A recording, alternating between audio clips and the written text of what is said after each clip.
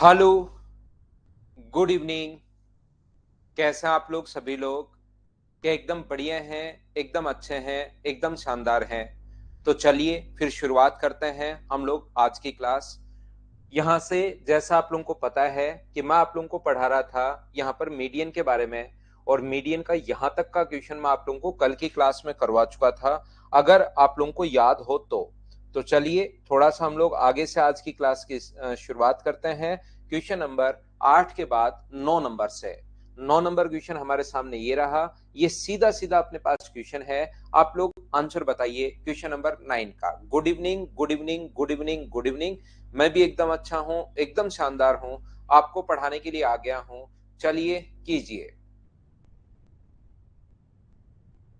तूफान भाई happy birthday, आपको जन्मदिन की हार्दिक शुभकामनाएं।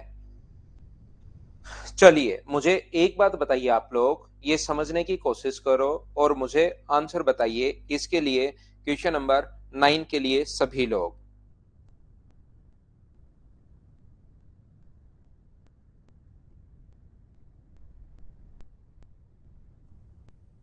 यहाँ पर ट्रायंगल एबीसी में A D B C F अवसंधि जी पर होती हैं, तो निम्नलिखित में से क्या सही है? जी ग्रेविटी सेंटर पर अगर इंटरसेक्ट करें तो हमें पूछा गया है which of the following is correct. तो मुझे एक बात बताओ, क्या साइड की तरफ 3 आएगा? क्या साइड अपने पास ए बी बी सी सी ए, और बड़ा कौन होता है? ये अपने पास बड़ा होगा। ऑप्शन अपने पास आ जाएगा डी। बोलिए बिल्कुल ठीक है क्या? दूसरी बात मैं आप लोगों को ये भी समझा दूं, मुझे एक बात बताइए, यहां पर ऐसा हम लोगों ने पढ़ा है 4AD plus be plus C F बड़ा होगा किससे? अपने पास 3AB प्लस अपने पास BC प्लस सी ए से, इससे बड़ा होगा। ये तो बिल्कुल ठीक है।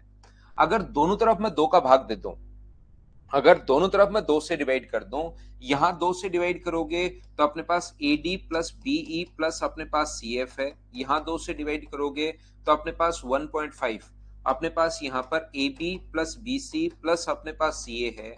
अगर ये चीज इसके 1.5 गुना से बड़ी है, इसका 2 टाइम, दोनों को मैंने डिवाइड कर दिया 2 से, तो आप लोग ये चीज ध्यान रखना कि अगर अपने पास ऐसा है तो मुझे एक बात बताइए, 2 अपने पास A D plus be plus C F अगर अभी कभी भी इसके 1.5 गुना से अगर बड़ा है, तो क्या वो इसके 1 गुना से तो बड़ा हमेशा होगा ही होगा क्या? ये बात बताइए मुझे। आप कहोगे सर बिल्कुल होगा। ये चीज अगर इसके 1.5 से अगर बड़ी है, तो क्या 1 टाइम से तो ये बड़ी होनी ही होनी है क्या इधर वाली? तो अपने पास कौन सा ऑप्शन आ गया? तो इस क्वेश्चन के दो आंसर हैं। ऑप्शन नंबर बी भी एकदम ठीक है और अपने पास ये भी बिल्कुल ठीक है। बताइए ठीक है क्या? अभिषेक, मैंने कहा है भाई आपको, ऐसी प्रॉब्लम्स के लिए पहले जो मदर्स का नंबर है उस पर आप लोग कॉल किया करो, उस पर आप कॉल कर लिया करो, वो आपको प्रॉब्लम सोल्व कर देंगे भाई। तो यहां पर ऑप्शन बी भी ठीक है और ये भी अपने पास ठीक है। चलिए क्वेश्चन नंबर 10, 10 नंबर आप लोग करने की कोशिश करो और मुझे आंसर बताओ।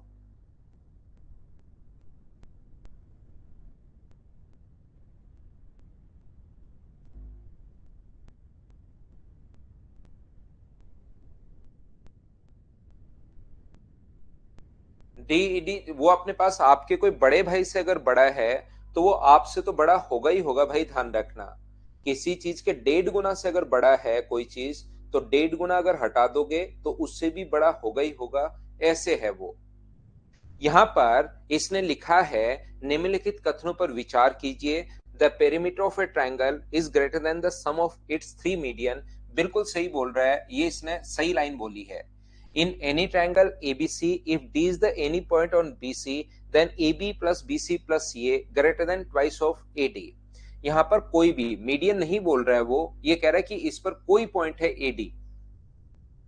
ट्राइंगल ए बी सी में B C is the any point on A D, ये कोई भी पॉइंट अगर इस पर, तो मुझे एक बात बताइए आप लोग सभी लोग, क्या इस ट्राइंगल की अगर मैं बात करूं तो दो साइड्स का सम क्या तीसरी से बड़ा होता है क्या? तो आप कहोगे सर बिल्कुल होता है। A B plus B D बड़ा होगा किससे? अपने पास यहां पर ए बी प्लस अपने पास B D, A B plus B D बड़ा होगा किससे? अपने पास ए डी से। ये लीजिए, दो साइड्स का सम हमेशा तीसरी से बड़ा होता है। ऐसे ही इस ट्रायंगल में मुझे एक बात बताइए, AC प्लस CD बड़ा होगा किससे? अपने पास AD से। ट्रायंगल की दो साइड्स का सम हमेशा तीसरी से बड़ा होता है, ऐसा मैंने पहली क्लास में पढ़ाया था। तो इनको अगर आप लोग जोड़ते हो तो एक तो अपने पास ए बी और ए सी तो अपने पास है ही है दोनों, ए बी और ए सी, इसको अगर जोड़ोगे तो मुझे बताइए B D plus C D की जगह क्या लिख सकते हो? तो आप कहोगे सर बी सी लिख सकते हो, जो कि ग्रेटर देन होगा ट्वाइस ऑफ ए डी से। क्या दूसरा भी एकदम ठीक है क्या? बोथ फर्स्ट एंड सेकंड दोनों ही राइट हैं, तो ऑप्शन कौन सा आ जाएगा? सी, ये अपने पास आंसर है। उम्मीद है आप लोग सब लोग समझ पाए होंगे, आसान और छोटा क्वेश्चन था ये वाला। तो क्या सभी लोगों को समझ में आ गया है क्या? आगे बढ़ते हैं। हाँ और ना भाई बोलते रहा करो, मैं थ्योरी पढ़ा रहा हूँ, क्वेश्चंस करवा रहा हूँ, थ्योरी पढ़ा रहा हूँ, क्वेश्चंस करवा रहा हूँ, चीजें आपको समझ में आनी शुरू होनी चाहिए। चलिए आप लोग सोल्व कीजिए। अच्छा क्वेश्चन है, क्वेश्चन नंबर 11, आंसर बताइए सभी लोग।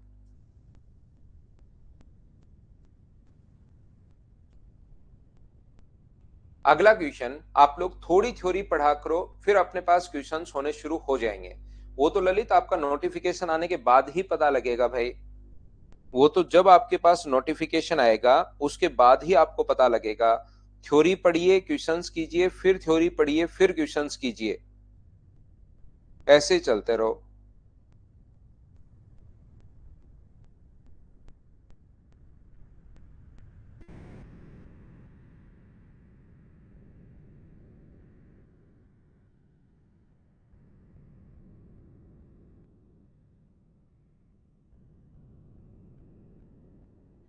एक त्रिभुज एबीसी की माध्यिकाएं एडी बी सी एफ एक दूसरे को जी पर इंटरसेक्ट करती हैं। इस क्वेश्चन को आप लोग छोड़िए और एक बात ध्यान रखना, यहाँ पर सभी लोग, राकेश सारे ही हो रहे हैं क्या? बहुत अच्छी बात है भाई,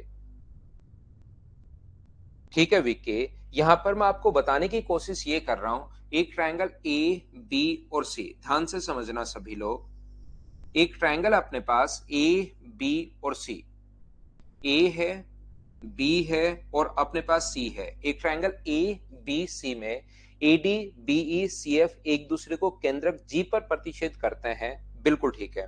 यहाँ पर सारे लोग, जो पॉइंट मैं आपको समझाने की कोशिश कर रहा हूं उसको आप लोग समझना कि मैं यहाँ पर क्या बता रहा हूँ।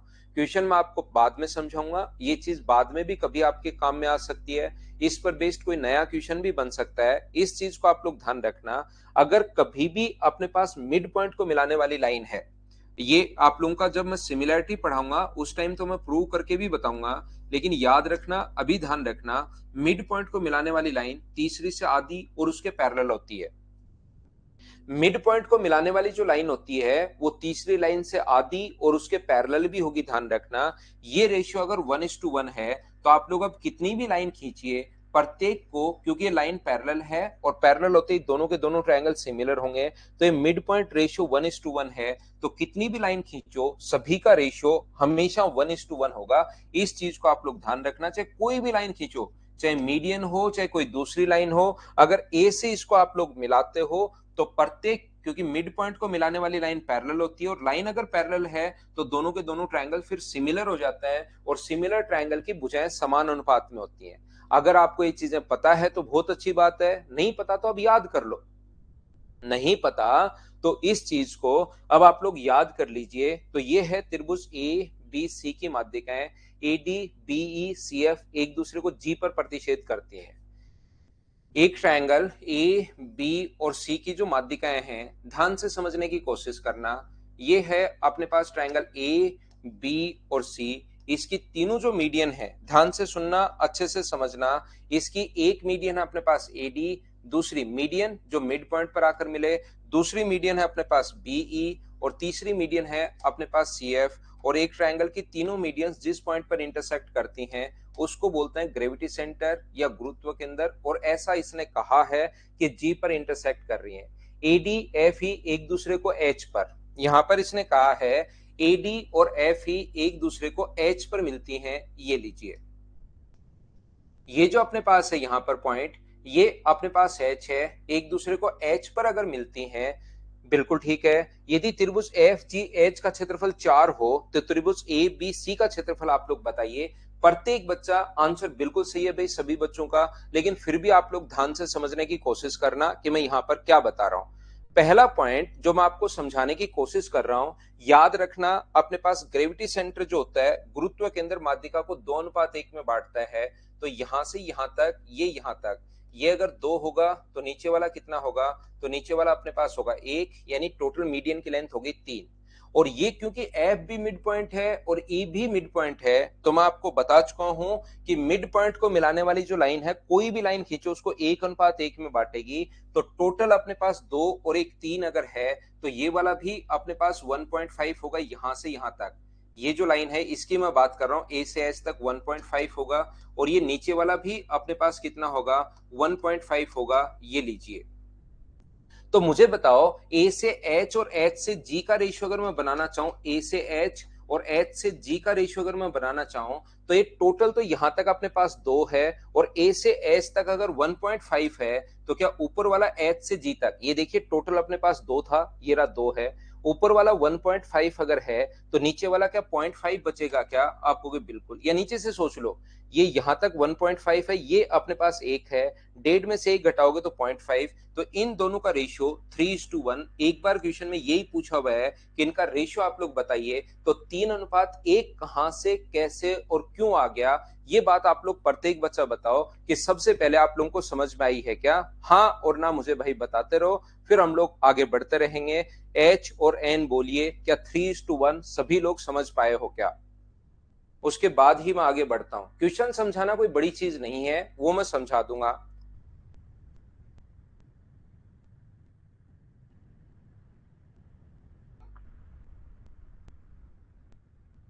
ठीक है, तो ये अगर अपने पास समझ में आया है, वन अपने पास यहां पर जगदीश और दिनेश को नहीं समझ में आया, मैं फिर समझाता हूं। एक चीज याद रखना भाई, एक बार फिर मैं रिवाइज करवा देता हूं।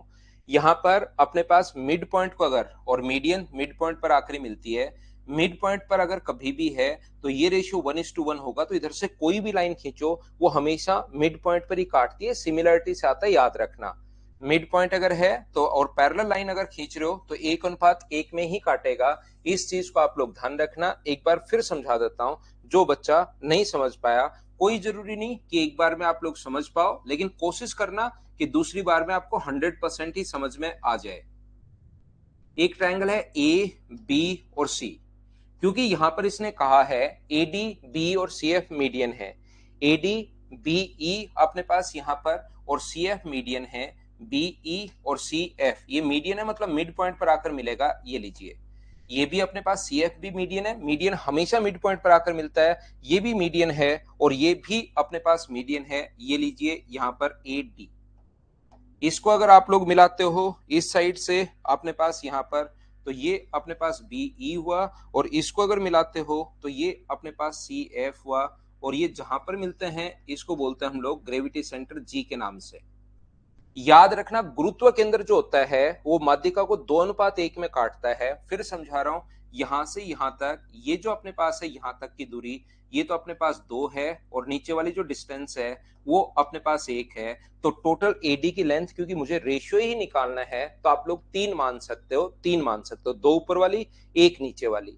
अभी भी समझा के आया हूं आपको कि जब भी अपने पास यहां से मिड पॉइंट को अगर मिलाओगे तो वो लेंथ आधी आधी हो जाती है, रेशियो 1:1 का हो जाता है। तो 3 को आधा आधा अगर बांटोगे, 1:1 में बांटोगे, 1:1 का मतलब बराबर बराबर, तो 3 को बराबर बराबर अगर बांटोगे, तो ये यहां से यहां तक अपने पास कितना आएगा, 1.5 आएगा, और नीचे वाला भी कितना आएगा, 1.5 आएगा, ये 1.5 आएगा। तो टोटल ये पॉइंट पर काट रहा है एच पर, तो मैं बताना चाह रहा हूं आपको कि ए एच और एच जी का जो रेशियो होगा वो कितना होगा। तो ए से एच तक तो 1.5 है, ये लीजिए, और आगे एच से जी तक जो है ये टोटल 2 था, ये टोटल 2 था, यहां तक 2 था, उससे ऊपर 1.5 है, तो 2 में से 1.5 घटाओगे तो क्या 0.5 बचेगा क्या, 5 से कट रहा है 3 बार, और 5 से कट रहा है 1 बार। तो ये जो रेशियो आया वो 3:1 कैसे आ गया। क्या इतनी बात मुझे समझ बताइए, क्या अब तो आप लोग समझ पाए हो क्या कि ट्रायंगल ए बी सी में अगर अपने पास ये यहां से मीडियन हो, मीडियन अगर हो कौन कौन, ए डी मीडियन है अपने पास, बी ई मीडियन है अपने पास, और सी एफ मीडियन है अपने पास, बी ई और सी एफ अगर मीडियन है, तो मुझे बताइए मीडियन अगर है अपने पास, जो ग्रेविटी सेंटर जी पर अगर काटे हैं सी एफ, और ये अगर एच पर काटे, तो ये जो अपने पास रेशियो होगा वो हमेशा अनुपात जो होता है वो 3:1 होता है। क्या इतनी बात आप लोग सभी लोग समझ पाए हो क्या? बताइए मुझे, आ गया समझ में? चलो ठीक है। अब इसने कहा है हम लोगों से कि एफ जी एच का जो एरिया है, देखिए एफ जी एच का एरिया 4 है और ये अपने पास 4 है। क्या कल की क्लास में, याद रखिए मुझे एक बात बताइए, क्या कल की क्लास में मैंने आपको सिखाया था क्या कि एरिया का रेशियो हमेशा वही होता है जो बेस का रेशियो है? तो ये रेशियो अपने पास 1:3 अगर है, तो ये 4 अगर होगा तो मुझे बताइए क्या 12 होगा क्या? ये अपने पास 12 होगा, अगर आपको याद हो तो। एरिया का रेशियो हमेशा वही होता है जो अपने पास बेस का रेशियो है। तो ये अपने पास 4 है, तो ये अपने पास 12 होगा। और मुझे एक बात बताइए, जो ग्रेविटी सेंटर होता है वो क्या एरिया को 6 बराबर बराबर भागों में बांटता है? क्या आपको ऐसा पता है क्या? कल क्योंकि थ्योरी में आपको बता चुका हूं, ये चीज आपको पता होनी चाहिए। ग्रेविटी सेंटर ट्रायंगल के एरिया को 6 बराबर बराबर भागों में बांटता है। तो इस वाले भाग का जो एरिया हुआ वो क्या 16 हुआ, और टोटल का 1/6 होगा क्या? ग्रेविटी सेंटर ट्रायंगल के एरिया को 6 बराबर बराबर भागों में बांटता है, तो इस वाले भाग का एरिया कितना होगा? 16, और ये टोटल का 1/6 होगा। इसका मतलब टोटल का एरिया, जो total triangle A B C का एरिया है, ट्रायंगल ए बी सी का जो एरिया अपने पास है, triangle A B C, triangle A B C का जो है एरिया, उसका 1/6 अगर करते हो तो इस ट्रायंगल का एरिया आ जाता है। तो रेड वाला मैंने बनाया है, और इसका एरिया टोटल अगर 16 है, तो बताओ ए बी सी का जो एरिया होगा वो 16 को 6 से इंटू करोगे, तो जिस बच्चे का आंसर 96 था वो बिल्कुल ठीक है। क्या समझ पाए हो क्या? यहां पर मैं आप लोगों को फिर बता देता हूं, जो बच्चा नहीं समझ पाया कोई बात नहीं, याद रखना 1:3 के लिए तो सभी ने हाँ किया ही था कि 1:3। तो बेस का रेशियो 1:3 है, तो एरिया का रेशियो भी 1:3 होगा। तो एक का मान अगर 4 है तो 3 का मान कितना होगा? 12। और यहां पर इस वाले भाग का एरिया टोटल का 1/6 होता है। अगर किसी चीज के 1/6 का मान 16 है तो उसका पूरा मान क्या 96 होगा क्या? ये अपना आंसर होगा। कोई बच्चा अगर कम समझ पाया है तो एक दो बार रिपीट करके वापस देखना सभी लोग। बाकी मुझे लगता है कि मैंने आपको अच्छे से समझाया होगा।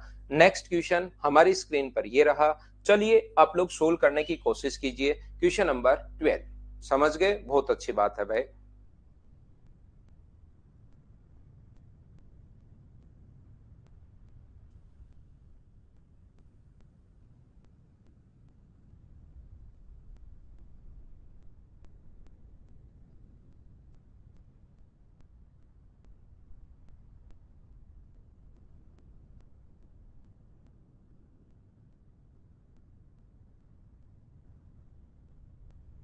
हाँ, ये शुरुआत में तो लगेगा ही। समद्विबाहु त्रिभुज की असमान भुजा 2 सेंटीमीटर है, समान भुजाओं पर खींची गई माध्यिकाएं लंबवत अगर होती हैं तो त्रिभुज का क्षेत्रफल अपने पास क्या होगा?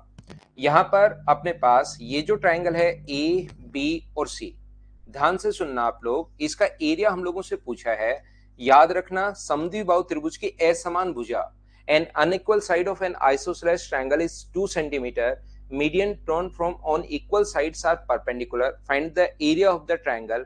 तो ये मुझे बताइए, इसकी साइड अगर 2 है, एक बात एक चीज हमेशा आप लोग ध्यान रखना भाई, अगर अपने पास दो साइड अगर बराबर हैं तो उस पर डालेगी मीडियन की लेंथ भी हमेशा इक्वल होगी। अगर दो साइड बराबर हैं तो उस पर डालेगी मीडियन की जो लेंथ होगी, दो जो इक्वल साइड है उन पर डालेगी मीडियन की लेंथ बराबर होगी। यानी ये वाली साइड अगर 2x है तो ये वाला और x है, तो ये वाली मीडियन भी टोटल 3x होगी, ये 2x और ये कितना होगा x। अगर किसी ट्रायंगल की आइसोसेलेस ट्रायंगल अगर है तो उसकी दो भुजाएं हमेशा बराबर अगर हैं तो दो माध्यिकाएं भी बराबर होती हैं, याद रखना। और मैंने क्योंकि 2:1 में बांटता है तो टोटल मीडियन मैंने 3x मान लिया है, तो 3x में 2x होगा, ये x होगा, 2x होगा और x होगा। और ये कोण अपने पास दिया हुआ है 90 डिग्री। ये कोण 90 डिग्री क्यों दिया हुआ है, मुझे ये बात बताइए सब लोग मिलकर, कैसे बना लिया हम लोगों ने 90 डिग्री? इसलिए बना लिया क्योंकि अपने पास यहां पर ये जो लिखा हुआ है, यहां पर दोनों एक दूसरे को 90 डिग्री पर काटते हैं, खुद क्वेश्चन में दिया हुआ है। बाइसेक्टर एंगल को डिवाइड करते हैं, इन सेंटर में एक सर्किल होता है, ऐसे मीडियन में साइड ट्रायंगल डिवाइड करते समय सर्किल या नहीं नहीं राजीवा, ऐसा नहीं होता राजीवा मृदा, इसमें ऐसा कोई भी सर्किल उसको सेंटर मानकर ऐसा कोई सर्किल नहीं बना सकते जो तीनों साइड्स को टच करे या तीनों वर्टिसेस को टच करे। हो सकता है एक को टच करे, एक को टच ही नहीं करे और एक को इंटरसेक्ट करते हुए निकले।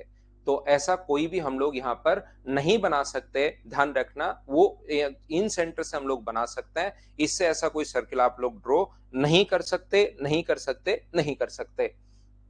ऐसा फिर ऐसा बनेगा जो एक को टच करे, एक को इंटरसेक्ट करे, एक के बाहर से निकले या एक के टच ही नहीं करे, ऐसा बनेगा, ध्यान रखना। यहां पर अपने पास, यहां पर ये मैं आपको समझाने की, बताने की या सिखाने की कोशिश कर रहा हूं कि ट्रायंगल का एरिया आप लोग बताइए। तो ट्रायंगल का एरिया तो हम लोग बता देंगे, मुझे एक बात बताइए, इस वाले त्रिभुज का क्षेत्रफल क्या आप लोग लिख सकते हो क्या? पहले तो पाइथागोरस थ्योरम से याद करो भाई, जिंदगी का लक्ष्य से 90 डिग्री का अगर कोण है तो क्या पाइथागोरस थ्योरम आप लगा पाओगे क्या? यहां पर पाइथागोरस थ्योरम होती है इसका स्क्वायर 4x स्क्वायर प्लस अपने पास 4x स्क्वायर बराबर 2 का स्क्वायर 4। तो 8x स्क्वायर बराबर अगर अपने पास 4 है तो x स्क्वायर की जो वैल्यू होगी वो अपने पास होगी यहाँ पर 1/2, ये लीजिए, बिल्कुल ठीक है। और इस राइट एंगल ट्रायंगल का जो एरिया होता है, एरिया का फॉर्मूला होता है half into base into height. Half, base तो अपने पास 2x है और हाइट अपने पास 2x है। ये राइट एंगल ट्रायंगल के एरिया का फॉर्मूला, मेंसुरेशन किसी बच्चे ने अगर नहीं पढ़ा है तो राइट एंगल ट्रायंगल के एरिया का फॉर्मूला होता है half into base into height. और बेस और हाइट उसको बोलते हैं जो अपने पास 90 डिग्री के पास पास वाली दो साइड होती हैं। तो ये दोनों अपने पास बराबर हैं, तो 2 से 2 कट गया तो ये बन गया 2x स्क्वायर। और ये 2x स्क्वायर है तो x स्क्वायर का मान कितना होगा 1/2। 2 से 2 कट गया तो इसका एरिया अगर 1 है तो टोटल का एरिया क्या 3 होगा क्या? क्योंकि इसका एरिया टोटल का अपने पास 1/3 है। ध्यान से सुनना, जो ग्रेविटी सेंटर होता है वो ट्रायंगल के एरिया को 6 बराबर बराबर भागों में बांटता है। अगर आप लोगों को याद है, अगर आप लोग इस चीज को जानते हो तो ध्यान रखना, ग्रेविटी सेंटर ट्रायंगल के एरिया को 6 इक्वल पार्ट्स में डिवाइड करता है, 6 बराबर बराबर भागों में बांटता है। तो इन दो 1/6 और 1/6 को अगर आप लोग जोड़ लेते हो तो इस वाले भाग का क्षेत्रफल क्या टोटल का 1/3 होगा क्या? तो टोटल के एरिया का 1/3 बराबर अगर 1 आया है तो टोटल का एरिया निकालना है तो इंटू कर देंगे 3 से। ये अपने पास आंसर आ गया। बोलिए बिल्कुल ठीक है क्या? ये अपना आंसर आ गया है। उम्मीद है हाँ ना भाई बोलते रहा करो, उसी से चीजें मुझे समझ में आएंगी। ऐसे तो मुझे कैसे पता लगेगा? एच और एन आप लोग बोलते रहा करो, मुझे बताते रहा करो कि आपके समझ में आया है या नहीं आया। सभी लोग समझ गए? बिल्कुल ठीक है। हम लोग आगे बढ़ रहे हैं और नेक्स्ट जो क्वेश्चन है उसको हम लोग पढ़ने की कोशिश करते हैं। क्वेश्चन नंबर 12 के बाद 13 नंबर। लास्ट स्टेप मैं फिर समझा देता हूं, देखिए किसी बच्चे को नहीं समझ में आया तो। पहली बात तो पाइथागोरस थ्योरम तो आपको याद होनी चाहिए। पहली बात, अपने पास किसी भी ट्रायंगल में माध्यिकाएं त्रिभुज के क्षेत्रफल को 6 बराबर बराबर भागों में बांटती है। तो इस वाले भाग का जो क्षेत्रफल होगा 1/6 और 1/6 अगर जोड़ोगे तो इसका एरिया अगर अपने पास टोटल का 1/3 होता है। पहली बात तो ये याद रखना। दूसरा, अपने पास यहां पर ये जो लिखा हुआ है माध्यिकाएं दोनों अगर आइसोसेलेस ट्रायंगल है तो दो मीडियन बराबर होती हैं। ये 3x है तो ये भी 3x होगा। तो ये 2x, ये x है, ये 2x और ये x है। यहाँ पर पाइथागोरस 90 डिग्री का कोण इसने खुद ने क्वेश्चन में दिया हुआ है, तो यहां से पाइथागोरस थ्योरम से इसका स्क्वायर प्लस इसका स्क्वायर बराबर इसका स्क्वायर। और राइट एंगल ट्रायंगल का एरिया में मेंसुरेशन में समझाऊंगा। यहां पर आपको पता होना चाहिए half into base into height. तो इसकी वैल्यू जब एक्स स्क्वायर का मान यहां पुट करोगे तो 1 आ गया, और वो टोटल का 1/3 है। ट्रायंगल ए बी सी का 1/3 जब करोगे तो अपने पास इस ट्रायंगल का एरिया आएगा जो कि 1 आया है, 3 आगे जाके इंटू हो गया। ये थी अपनी लास्ट स्टेप।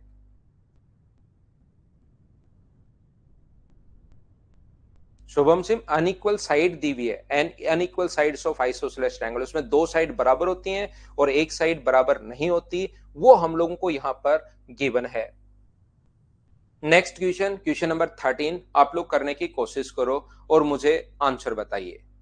90 डिग्री के पास पास वाली साइड जो होती है विकास, वो होती है बेस और हाइट। तो देखो 90 डिग्री के पास पास वाली दो साइड कौन सी है ट्रायंगल की? बिल्कुल, आलोक सिंह ने बढ़िया आंसर बताया। मुझे बताओ क्या यहाँ पर 10 का स्क्वायर प्लस 24 का स्क्वायर बराबर, क्या अपने पास यहाँ पर 26 का स्क्वायर हो रहा है क्या? हो रहा है या नहीं हो रहा है, ये बात मुझे जरूर बताना आप लोग। 10 का स्क्वायर प्लस 24 का स्क्वायर बराबर 26 का स्क्वायर अगर हो रहा है तो एरिया का फॉर्मूला फिर वो मत लगाना, उसमें टाइम लग जाएगा बड़े वाले फॉर्मूले में।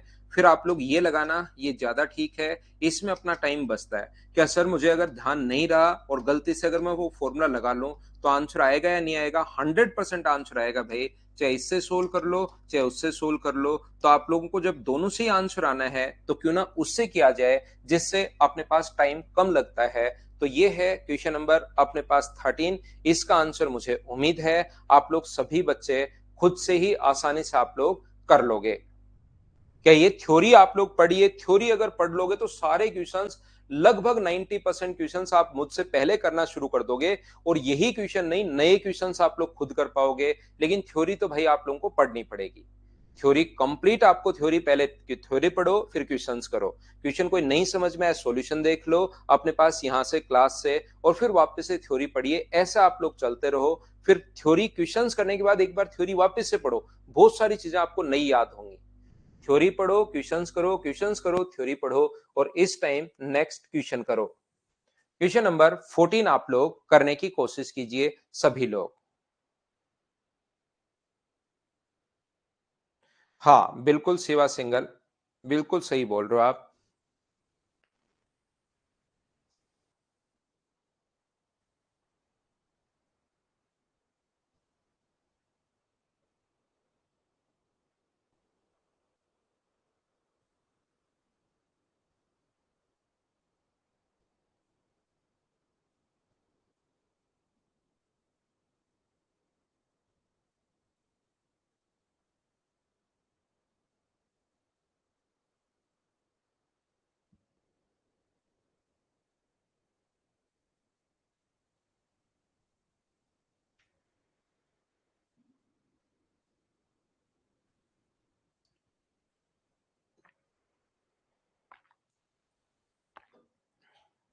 सुमित अब देख लो आप भाई, आप खुद देख लीजिए कितना डिफरेंस है।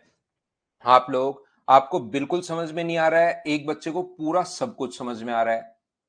तो इसमें आप खुद देख लीजिए कि भाई आपसे गलती कहां हो रही है। ये तो आपको देखना पड़ेगा, ऐसा हो ही नहीं सकता अगर आपको थ्योरी याद हो। ये क्वेश्चन नहीं बना राजेश, मैं वो समझा दूंगा, लेकिन ऐसा नहीं है कि पिछला समझ में कुछ नहीं आया इसका मतलब थ्योरी आपने बिल्कुल भाई थ्योरी की क्लास में भी नहीं थे आप।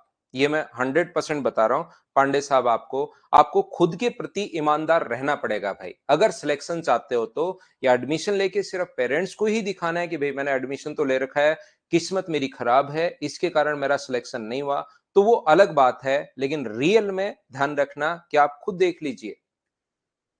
कोलकाता से ले रहे हैं क्या? ठीक है सुमित कुमार पांडे, थ्योरी आपने अगर नहीं है तो फिर आपको नहीं, पिछला क्वेश्चन में आप बताओ पूरी थ्योरी है 2/3 M1 M2, उसमें अपने पास बताइए क्या समझ में नहीं आया।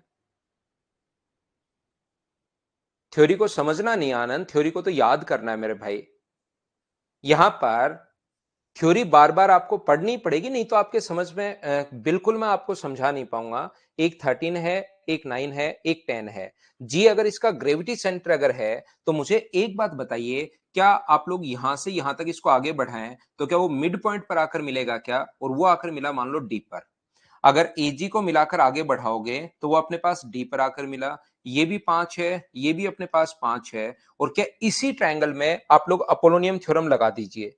ये वाला जो ट्रायंगल अपने पास है जिसकी एक साइड अपने पास 13 है, सिर्फ इतने एक से जो ट्रायंगल है इसी में आप लोग अपोलोनियम थ्योरम लगा दीजिए, जिसकी ये अपने पास यहां से यहां तक मीडियन है। माध्यिका की लंबाई जो है इसकी लेंथ हम लोग निकालेंगे, क्योंकि ये हम लोगों को दिया हुआ है 13, ये दिया हुआ 9, ये क्वेश्चन में दिया हुआ है, और ये भी अपने पास 5 हो गया। 10 अगर दिया हुआ था तो ये भी अपने पास 5 हो गया। अब मुझे बताओ क्या आप लोग इसमें, यहां पर मुझे सभी लोग बताइए, क्या आप लोग इसमें अपोलोनियम थ्योरम लगा सकते हो क्या? अब जिस बच्चे को अपोलोनियम थ्योरम के बारे में पता ही नहीं होगा तो वो यहां पर तो फिर क्या ही सोल्व कर पाएगा बताओ। अगर अपोलोनियम थ्योरम पता है, मैंने आपको क्वेश्चन समझा दिया, आपने आगे बढ़ाया तो ये अपने पास अपोलोनियम। अब इसके बाद यहां आते आपको खुद को पता होना चाहिए कि हाँ यार अच्छा ऐसे करना था क्वेश्चन। लेकिन इसके बाद की चीजें तो आपके दिमाग में पहले से आनी चाहिए, अब कुछ भी समझाने का है नहीं, आपको सोल्व करना है। यहां पर लगभग कोशिश तो ये रहती है कि हाँ मुझे क्वेश्चन छोड़ देना चाहिए कि अब आप लोग खुद एक्स का मान निकालो। लेकिन 13 का स्क्वायर मैं तो आपके लिए सोल्व कर देता हूं 169, प्लस 9 का स्क्वायर अपने पास 81, ये थ्योरम होती है। अब इसका स्क्वायर प्लस इसका स्क्वायर बराबर, ये अगर आपको याद नहीं होगी तो आपको ऐसा लगेगा कि कुछ भी समझ में नहीं आ रहा है, और मैं तो आपको इतना स्लो, इतना धीरे धीरे पढ़ाता हूं कि आप लोगों को ये चीजें समझ में आनी ही चाहिए। अब तो अगर आप एसएससी, रेलवे, सीडीएस के अगर स्टूडेंट हो तो ये चीजें इतना स्लो के बाद तो आनी ही चाहिए भाई। 250 रेगुलर रहो, रेगुलर नहीं रहोगे तो नहीं समझ में आएगा। 2 का भाग दोगे 125 बराबर एक्स स्क्वायर प्लस 25।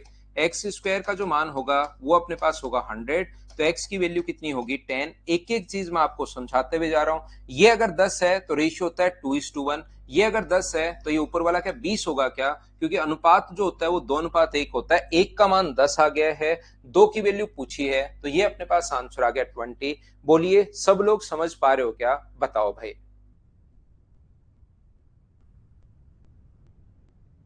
सुमित, आप किसी भी चीज की तैयारी कर रहे हो भाई, इससे बाहर क्वेश्चन आएगा नहीं। यहां पर मैं तो आप लोगों को यह समझा सकता हूं कि यहां पर थ्योरी आप लोग पढ़ो, उसके बाद, और इतना धीरे धीरे मैं आप लोगों को पढ़ा रहा हूं, पहले आराम से। मैंने आपको सिर्फ और सिर्फ पहले की क्लासेस में तो मैं क्या करता था, सारी थ्योरी एक साथ बताता था बच्चे की याद करो। अब बहुत सारे बच्चे ये हैं कि वो इतनी थ्योरी याद नहीं कर पाते, तो मैंने टुकड़ों में थोड़ी थ्योरी बतानी शुरू कर दी है। अब आप उसको भी नहीं बता पा रहे हो, नहीं कर पा रहे हो, तो यहां पर कैसे काम चलेगा बताइए। नेक्स्ट क्वेश्चन कीजिए। 90 डिग्री पर लगता है भाई पाइथागोरस तो सिवा सिंगल। पाइथागोरस से कैसे होगा, 90 डिग्री का कोण थोड़ी ना है वहां पर।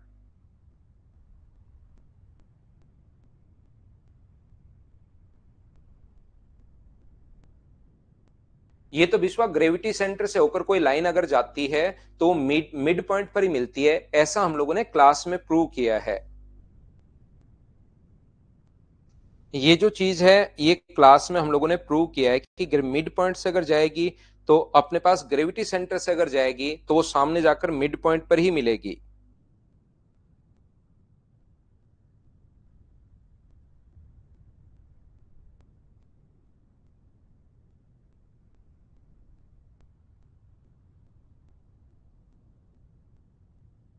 ध्यान से सुनना। अब अपने पास ए बी सी, बी सी अपने पास 10 है, जी इसका केंद्रक है, और बी और सी एफ क्रम से ए सी व ए बी की माध्यिकाएं हैं। अपने पास ट्रायंगल ए बी और सी में दोनों माध्यिकाएं समकोण पर अगर काटती हैं तो भुजा एजी की लंबाई आप लोग बताइए, ऐसा हम लोगों से पूछा गया है। In the triangle ABC side B C equal to 10 and G is the centroid.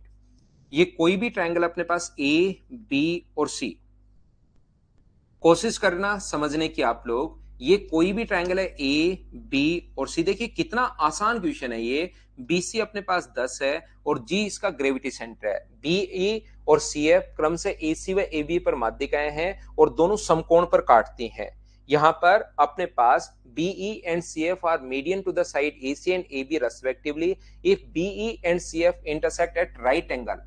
तो यहां पर बीई और सी एफ अगर अपने पास 90 डिग्री पर काटे, तो मुझे एक बात बताइए, कल की क्लास में मैंने ऐसा आप लोगों को जरूर समझाया होगा, बीई और अपने पास सी एफ जो है, अगर आप लोगों को याद है तो कल की क्लास में मैंने ऐसा जरूर आपको बताया होगा कि समकोण त्रिभुज में अगर हाइपोटेनस हम लोगों को दिया हुआ है, समकोण त्रिभुज में हाइपोटेनस अगर हम लोगों को दिया हुआ है, तो यहां से कल अलग से मैंने बताई थी ये चीज, कल की क्लास अगर देखिए तो आपने मीडियन जो होती है वो राइट एंगल ट्रायंगल में हाइपोटेनस की आधी हो जाती है 5 हो जाएगी, और ये अपने पास मीडियन मिड पॉइंट पर मिलती है तो 5 और 5 ये तीनों बराबर होती हैं। ऐसा मैं सर्कम सेंटर जब पढ़ाऊंगा उसमें भी मैं बताऊंगा।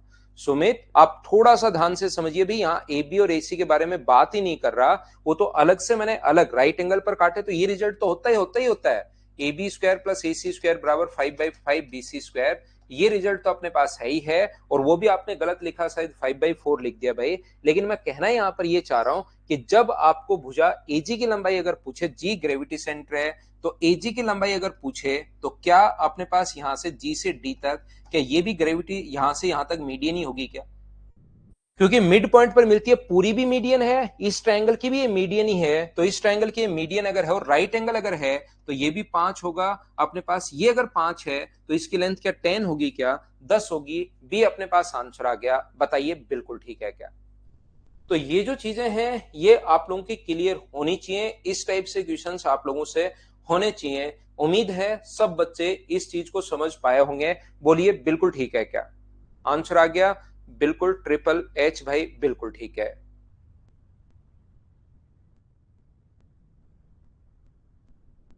नेक्स्ट क्वेश्चन हमारी स्क्रीन पर ये रहा। चलिए आप लोग क्वेश्चन करने की कोशिश करो, थ्योरी पढ़ो, क्वेश्चंस करो, थ्योरी पढ़ो, क्वेश्चंस करो, ज्योमेट्री आपके दिमाग में 100% बैठ जाएगी भाई। लेकिन ये देखिए, एक तरीका होता है कंपटीशन को क्लियर करने का। अगर ये चीज एक बार में देखो, आप लोग हमेशा ध्यान रखना, चाहे एकेडमिक में ले लो, चाहे आप लोग कहीं पर भी ले लीजिए, ये दुनिया इसी तरीके से बनी है। चाहे आप लोग यहाँ पर मान लो कोई बिजनेस कर लो, आप अपने फादर से बात कर लीजिए। बिजनेस में जब भी आप लोग घुसोगे तो आपको पता चलेगा कि बाहर से जैसा दिख रहा था, अंदर घुसने के बाद वैसा है नहीं। उसको आप लोगों को एक बार जाना पड़ेगा, दूसरी बार करना पड़ेगा, तीसरी बार करना पड़ेगा, लॉस में भी बैठे रहना पड़ेगा, प्रॉफिट में भी बैठे रहना पड़ेगा, नो प्रॉफिट नो लॉस में भी बैठे ही रहना पड़ेगा बिजनेस के अंदर। इसी प्रकार से अपने पास एकेडमिक में आपने एक दो बार कर लिया, हो जाता था, आप लोग पास हो जाते थे। लेकिन ये जो कंपटीशन है, ये इसी हिसाब से डिजाइन किया गया है कि कोई बच्चा अगर एक बार पढ़ लेता है तो चीजें आ तो जाती हैं। हो सकता है वो क्वेश्चन कर दे, लेकिन कंपटीशन नहीं निकलेगा। उसका एक ही तरीका है कि इनको बार बार 4-5 बार पढ़ना ही पड़ेगा, नहीं तो जोश जोश में एक बार तो कोई भी 4-5 बार का मतलब ये नहीं कि मुझसे 4-5 बार, आपको मुझसे तो एक बार ही पढ़ना है, 4-5 बार खुद रिवाइज करना है। नहीं तो कोई बंदा जोश जोश में एक बार पढ़ डालेगा और उसका सिलेक्शन हो जाएगा, तो गलत बंदे का भी सिलेक्शन हो सकता है। इसलिए इसको रिवाइज 4-5 बार करना ही पड़ेगा, उसी के बाद ही माइंड में चीजें सेट हो पाती हैं। याद रखना आप लोग, और तभी आप लोग एग्जाम के अंदर कर पाते हो। चलिए कीजिए आप लोग next question, question number 16।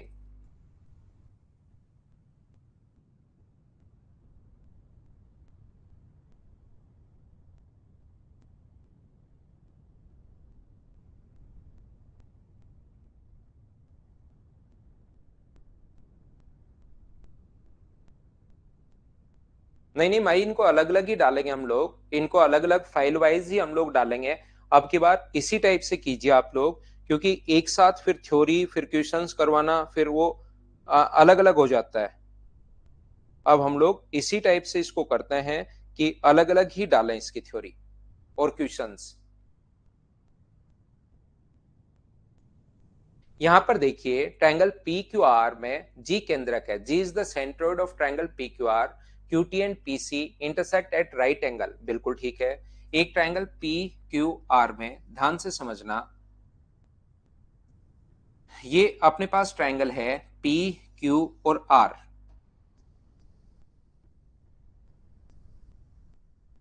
P है, क्यू है, आर है। यहां पर जी इसका ग्रेविटी सेंटर है, क्यूटी और पीएस एक दूसरे को, अपने पास क्यूटी और पीएस जो कि मीडियन है, एक तो क्यूटी है और एक पीएस है, एक मीडियन अगर है, एक दूसरे को समकोण पर काटते हैं, बिल्कुल ठीक है। क्यूटी की वैल्यू मान लो ये अपने पास सेंट्रोइड जी है, क्यूटी की वैल्यू अगर 27 है तो 2:1 होता है, तो 3 का मान 27 है तो 2 का मान 18 और 1 का मान 9। यहां पर अपने पास पीएस का मान 18 है, तो 2:3 में अगर बांटोगे तो 3 की वैल्यू 18 है, तो 2 का मान अपने पास होगा 12 और इसकी वैल्यू होगी अपने पास 6। हम लोगों से पूछा गया है कि आप लोग बताइए कि आरटी की लंबाई आप लोगों को ज्ञात करनी है, और ये अगर एक दूसरे को समकोण पर प्रतिच्छेद करती हैं, ये अपने पास राइट एंगल पर अगर काट रही हैं, तो मुझे बताइए अब की बार सेवा सिंगल जो आप लोग पिछले 5-6 दिन से चिल्ला रहे हो भाई कि पाइथागोरस पाइथागोरस, वो तब लगती है जब समकोण बने, तो वो अब की बार लगेगी भाई। जब आपको लगा कि सर पाइथागोरस पाइथागोरस तो कहीं ना कहीं लगाना जरूरी था, तो वो यहां पर अपने पास लगेगी पाइथागोरस थ्योरम। ये अपने पास जो लगेगी पाइथागोरस थ्योरम से क्या लिख सकते हो, वैसे तो आपको पता होगा, बहुत सारे बच्चों को तो ट्रिपलेट्स की 15 होता है, या मैं लिख देता हूँ 12 का स्क्वायर 144 और 9 का स्क्वायर 81, पाइथागोरस थ्योरम से इसका स्क्वायर प्लस इसका स्क्वायर बराबर इसका स्क्वायर, जो कि हुआ 225, और 225 किसका रूट है 15 का, तो ये भी 15, तो अपने पास मीडियन मिड पॉइंट पर मिलती है तो ये भी 15 होगा। 15 और 15 ये अपने पास आंसर आ गया है। हाँ और ना बताइए, क्या आप लोग सभी लोग समझ पाए हो क्या?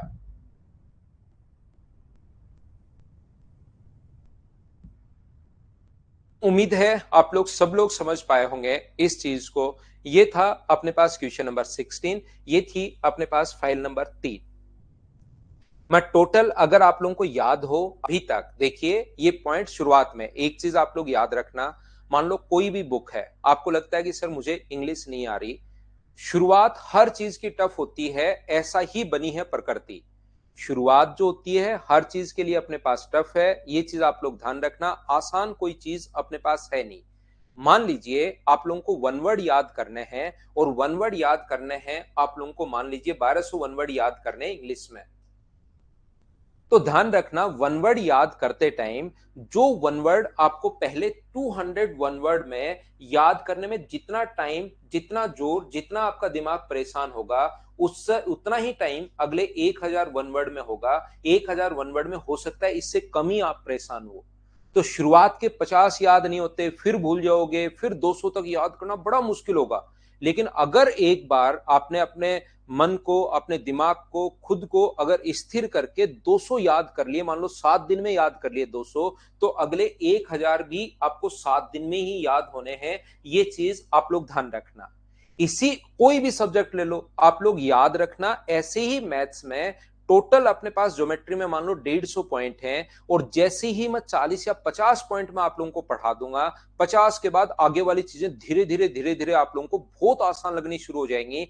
50 पॉइंट में जितना टाइम, जितना दिमाग आपका खर्च होगा, उससे 1/3 टाइम अगले 100 पॉइंट में खर्च होगा। वो सारी चीजें आपको लगेगा तो मुझे पहले से ही आता है, लेकिन उसमें बने रहना भाई।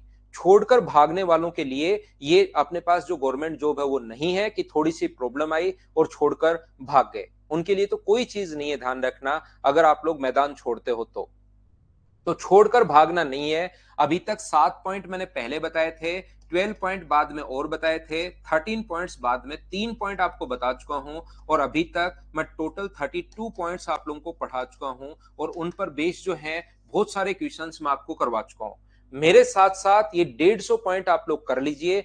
कोई ऐसा क्वेश्चन नहीं होगा ज्योमेट्री के अंदर जो आप लोग खुद से नहीं कर पाओ, लेकिन ये जो क्वेश्चंस मैं दे रहा हूं उनको पहले 5 बार करना पड़ेगा।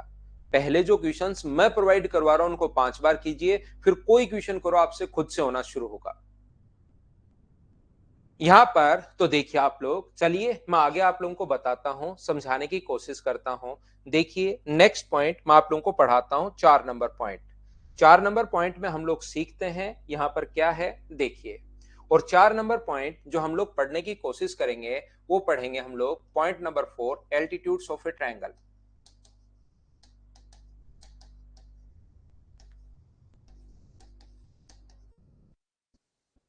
त्रिभुजों के शीर्षलंब।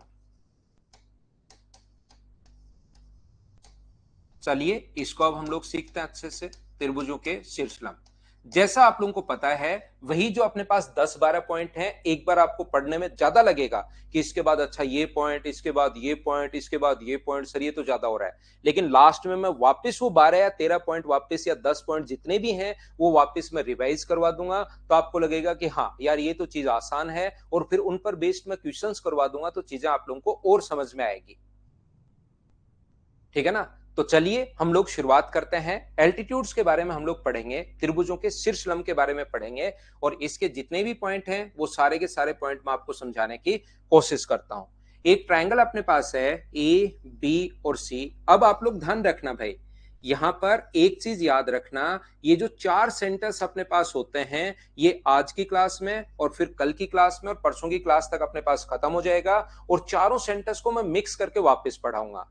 तो जब 2 पॉइंट मैं अभी तक पढ़ा, 3 पॉइंट पढ़ा चुका हूं, बेसिक पढ़ा चुका हूं, इन सेंटर पढ़ा चुका हूं, सेंट्रोइड के बारे में मैं आप लोगों को पढ़ा चुका हूं, तो अब आपके दिमाग में जब एल्टीट्यूड पढ़ाऊं तो ओनली एल्टीट्यूड याद रखना। अपने पास जब भी हम लोग एल्टीट्यूड पढ़ें तो ओनली ओनली और ओनली ओनली एल्टीट्यूड्स के बारे में ध्यान रखना। अब मीडियन क्या होती है, एंगल बाइसेक्टर क्या होता है, भूल जाओ उसको, बाद में वापस चारों साथ पढ़ाऊंगा तो अपने आप आएगा। अभी सिर्फ एल्टीट्यूड के बारे में देखना आप लोग। तो यहां पर किसी भी ट्रायंगल में किसी वर्टेक्स से सामने वाले साइड पर 90 डिग्री का कोण बनाने वाली जो लाइन होती है, ये अपने पास ध्यान रखना, इस चीज को हम लोग बोलते हैं एल्टीट्यूड। किसी भी वर्टेक्स से सामने वाली साइड पर 90 डिग्री का कोण बनाने वाली जो लाइन होगी उसको हम लोग बोलते हैं एल्टीट्यूड। इसको हम लोग बोलते हैं शीर्षलंब। कभी कभार ओनली लंब भी नाम आ जाता है या शीर्षलंब, वो बात एक ही है। ये चीज अपने पास होती है शीर्षलंब। सबसे पहली बात ये ध्यान रखना। दूसरा पॉइंट अपने पास क्या है कि सीबी वर्टेक्स से सामने वाली साइड पर 90 डिग्री का कोण बनाने वाली जो लाइन होती है उसको हम लोग बोलते हैं एल्टीट्यूड। तो मुझे बताओ एक ट्रायंगल में कितने एल्टीट्यूड होंगे? तो आप लोग तुरंत बोलोगे कि सर एक ट्रायंगल में 3 एल्टीट्यूड होंगे। ए है, बी है और सी है। एक ट्रायंगल में 3 एल्टीट्यूड्स होंगे। इस वर्टेक्स से सामने वाली साइड पर 90 डिग्री का कोण बनाने वाली लाइन एल्टीट्यूड है। इस वर्टेक्स से सामने वाली साइड पर 90 डिग्री का कोण बनाने वाली लाइन एल्टीट्यूड है। और इस वर्टेक्स से सामने वाली साइड पर 90 डिग्री का कोण बनाने वाली लाइन एल्टीट्यूड है। बहुत सारी इंपॉर्टेंट चीजें मैं इसमें आप लोगों को पढ़ाने वाला हूं, बहुत सारी चीजें मैं आपको बताने वाला हूं। तो इन चीजों का आप लोग ध्यान रखना, याद रखना। किसी भी वर्टेक्स से सामने वाली साइड पर 90 डिग्री का कोण बनाने वाली लाइन एल्टीट्यूड और एक ट्रायंगल के तीनों एल्टीट्यूड जिस पॉइंट पर इंटरसेक्ट करते हैं उसको हम लोग बोलते हैं ऑर्थो सेंटर, यानी कि लंब केंद्र। एक ट्रायंगल के तीनों एल्टीट्यूड्स जिस पॉइंट पर इंटरसेक्ट करते हैं उस चीज का जो नाम होगा उसको हम लोग बोलेंगे ऑर्थो सेंटर, यानी कि लंब केंद्र हम लोग बोलते हैं। ये आप लोग ध्यान रखना, इसको आप लोग याद रखना। किसी भी वर्टेक्स से सामने वाले साइड पर 90 डिग्री का कोण बनाने वाली जो लाइन होगी वो होगी एल्टीट्यूड। और एल्टीट्यूड अपने पास ट्रायंगल में होते हैं तीनों एल्टीट्यूड जिस पॉइंट पर इंटरसेक्ट करते हैं उसको बोलते हैं ऑर्थो सेंटर और लंब केंद्र। ये है अपने पास पॉइंट नंबर 2। चलिए मैं आगे बढ़ता हूं और पॉइंट नंबर 3 आपको समझाने की कोशिश करता हूं। ये उम्मीद है छोटे छोटे पॉइंट्स हैं, ये बात आपको समझ में आई होगी। ये इनके नाम हैं जो आपको याद रखना है। इसमें समझाने की मुझे ऐसा कुछ है नहीं कि मैं आपको समझाऊं। ये चीज आप लोग ध्यान रखना कि यहां पर ये इनके नाम हैं जो आप लोगों को पता होना जरूरी है। ध्यान रखना भाई सभी लोग। यहां पर अगर मैं 3 नंबर पॉइंट की बात करता हूं, पॉइंट नंबर 3 देखिए आप लोग। पॉइंट नंबर 3 जो है अपने पास, एक ट्राइंगल अपने पास ए, बी और सी।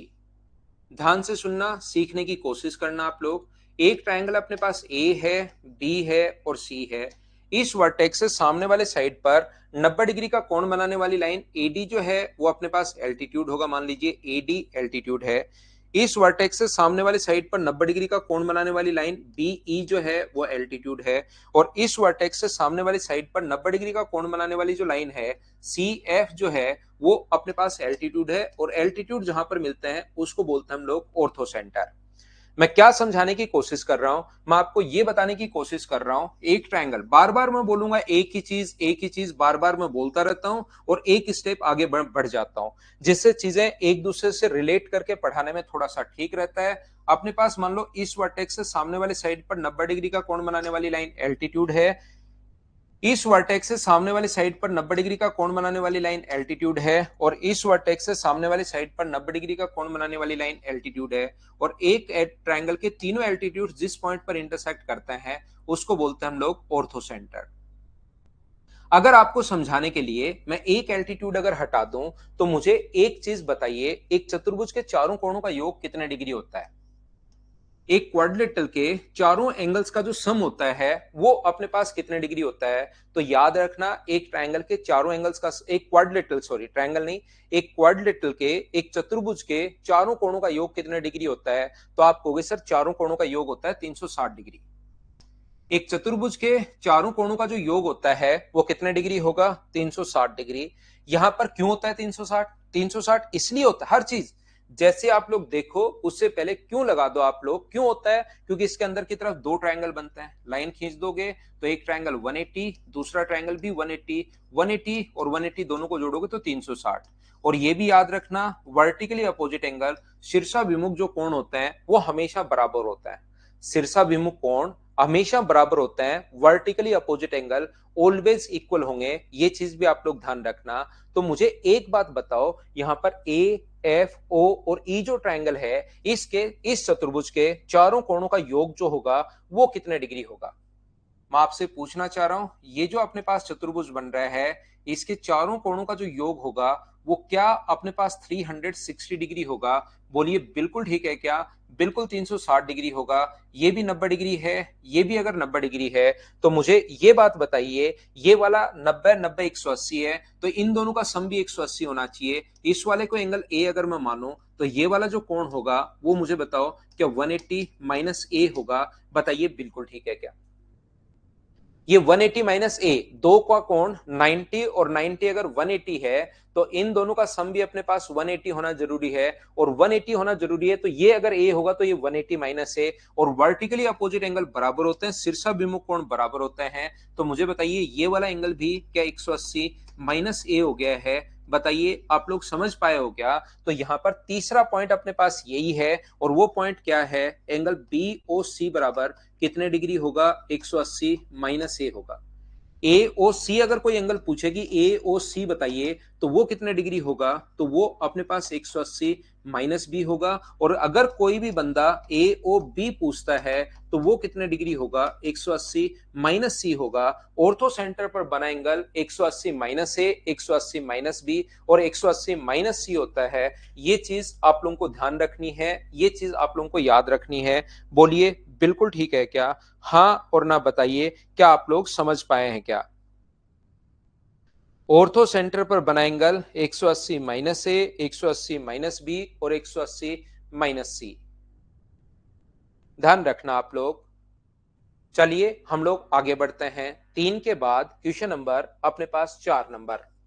क्वेश्चन नहीं, पॉइंट मैं आपको समझा रहा हूं, चीजें मैं आपको सिखा रहा हूं। पॉइंट नंबर 4 चलिए पढ़ाने की कोशिश करता हूं। याद रखना अपने पास एक ट्रायंगल अगर है अपने पास ए बी और सी। चलिए एक इंपॉर्टेंट कॉन्सेप्ट मैं समझाता हूं, ये थोड़ा सा भाई लेकिन कम समझ में आएगा आपको। देखिए एक ट्रायंगल अपने पास ए है, बी है और सी है। ये लीजिए ए बी और सी, ध्यान से समझना। ए बी और सी, याद रखना अगर किसी भी क्वाड्रिलेटरल के चारों वर्टेक्स सर्किल की सरकमफ्रेंस पर हैं, याद रखना किसी भी क्वाड्रिलेटरल के चारों वर्टेक्स सर्किल की अगर सरकमफ्रेंस पर हैं तो इसको साइक्लिक क्वाड्रिलेटरल हम लोग बोलते हैं। और साइक्लिक क्वाड्रिलेटरल के अपोजिट एंगल्स का जो सम होता है वो हमेशा 180 डिग्री होता है। क्यों होता है मैं सर्किल में पढ़ाऊंगा, अभी आप लोगों को याद रखना है। ये चीज आप लोग ध्यान रखना, ये यूट्यूब पर भाई मैंने नहीं पढ़ा है तो इस चीज को आप लोग समझिए अच्छे से, ढंग से, बढ़िया तरीके से मैं बताना क्या चाह रहा हूं। याद रखना साइक्लिक क्वाड्रिलेटरल के अपोजिट एंगल्स का सम 180 डिग्री होता है। अगर ऐसा कोई भी क्वाड्रिलेटरल अपने पास है, ऐसा कोई भी चतुर्भुज अगर अपने पास है जिसके अपोजिट एंगल्स का सम 180 डिग्री पहले से दिया हुआ है, इनका सम भी 180 और इनका सम भी 180, तो याद रखना इसका मतलब बाहर से सर्किल खींच सकते हैं। इसका उल्टा भी एकदम ठीक है, बाहर से अगर सर्किल है तो अपोजिट एंगल्स का सम 180 डिग्री होगा, और अपोजिट एंगल्स का सम अगर 180 डिग्री होगा तो बाहर से हम लोग सर्किल ड्रॉ कर सकते हैं। याद रखना, याद रखना और याद रखना। एक चीज ये भी ध्यान रखना, एक ही आर्क द्वारा, इस सर्किल की प्रॉपर्टी है, एक ही चाप द्वारा शेष परिधि पर बने कोण बराबर होते हैं। एक ही आर्क द्वारा रिमेनिंग सर्कमफ्रेंस पर बने जो एंगल होंगे वो ऑलवेज इक्वल होंगे। क्यों होते हैं ये सर्किल में मैं आपको पढ़ाऊंगा। एक ही चाप द्वारा शेष परिधि पर जो बने कोण होते हैं, एक ही आर्क द्वारा, चाहे किधर से भी बने चाहे इधर से ऊपर से बने, एक ही चाप द्वारा शेष परिधि पर बने कोण बराबर होते हैं, चाहे कितने भी एंगल बना लो। एक ही चाप द्वारा, एक ही आर्क द्वारा रिमेनिंग सर्कमफ्रेंस पर बने एंगल बराबर होते हैं। इनको आप लोग याद रखना, क्यों होते हैं वो सर्किल में हम लोग प्रूव कर लेंगे। मुझे एक बात बताइए, यहां से अगर एल्टीट्यूड आप लोग डालते हो, यहां से बीई है, एल्टीट्यूड का मतलब 90 डिग्री का कोण, तो बताइए 90 है, ये ए है, तो तीसरा ट्रायंगल ये अपने पास एंगल कितना हुआ? तो आप कहोगे सर ये वाला एंगल हुआ 90 माइनस ए।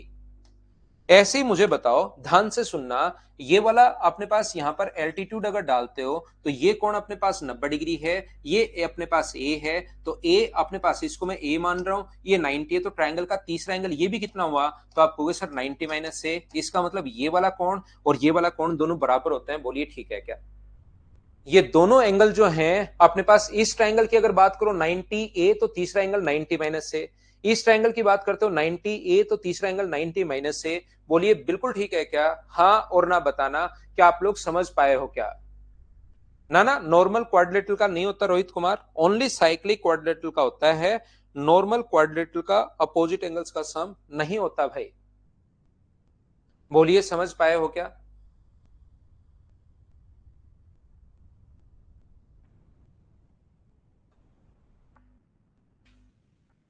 यहां पर ये कोण अगर आप नहीं समझ पाए, क्या नाम है आपका भाई, जगदीश कुशवाहा, तो ये कोण 90 डिग्री है, ये कोण थीटा मान लो, तो दो ट्रायंगल के दो एंगल बराबर, एक तो वर्टिकली अपोजिट एंगल बराबर, दो ट्रायंगल के दो एंगल अगर बराबर हैं तो क्या तीसरा एंगल अपने आप ही बराबर होगा क्या? क्योंकि 180 में से घटाओगे। ये चीज, ये थ्योरम आप लोग याद कर लो भाई, ऐसे कर लो जगदीश, वो समझ में नहीं आया तो जगदीश और आनंद, दो ट्रायंगल के एक 90 है, 90 है क्योंकि 90 डिग्री एल्टीट्यूड, 90 क्यों है? क्योंकि एल्टीट्यूड डाला। ये कोण थीटा है, ये कोण थीटा है, क्यों? क्योंकि वर्टिकली अपोजिट एंगल बराबर। और फिर तीसरा एंगल निकालोगे तो 180 में से घटाओगे तो दो अगर बराबर हैं तो तीसरा अपने आप बराबर होता है, या आप लोग याद कर सकते हो। क्या रिंकी सिंह रिंकी कुमारी हो गई है क्या आज भाई? बताना मुझे। तो ये कोण अगर अपने पास 90 है, ये कोण थीटा है, तो तीसरा कोण कितना होगा? 90 माइनस थीटा। ये कोण 90 है, ये थीटा है, तो तीसरा कोण कितना होगा? 90 माइनस थीटा। ऐसा समझ सकते हो। अगर किसी को नहीं पता लगे कि दोनों कोण बराबर क्यों है, या बड़े वाले ट्रायंगल में देख सकते हो, वो आपकी मर्जी है, जैसे आप लोग करना चाहो। क्योंकि रिंकी कुमारी को आज सब कुछ समझ में आ रहा है, मैं देख रहा हूं सुबह से ही, मतलब शाम को 6 बजे से ही, कि सारे एच में बोल रही है। और रिंकी सिंह को कुछ भी समझ में नहीं आ रहा था, ये दो अलग अलग लोग हैं या एक ने ही नाम चेंज कर लिया है? बताना।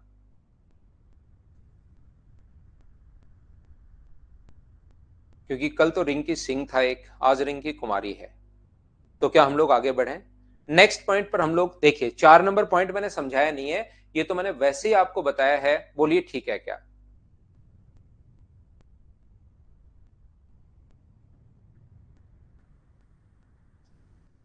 नाम चेंज नहीं होता क्या इसमें?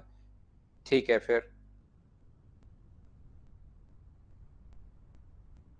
रिंकी सिंह भी है वही क्लास में, और रिंकी भी है, रिंकी कुमारी भी है।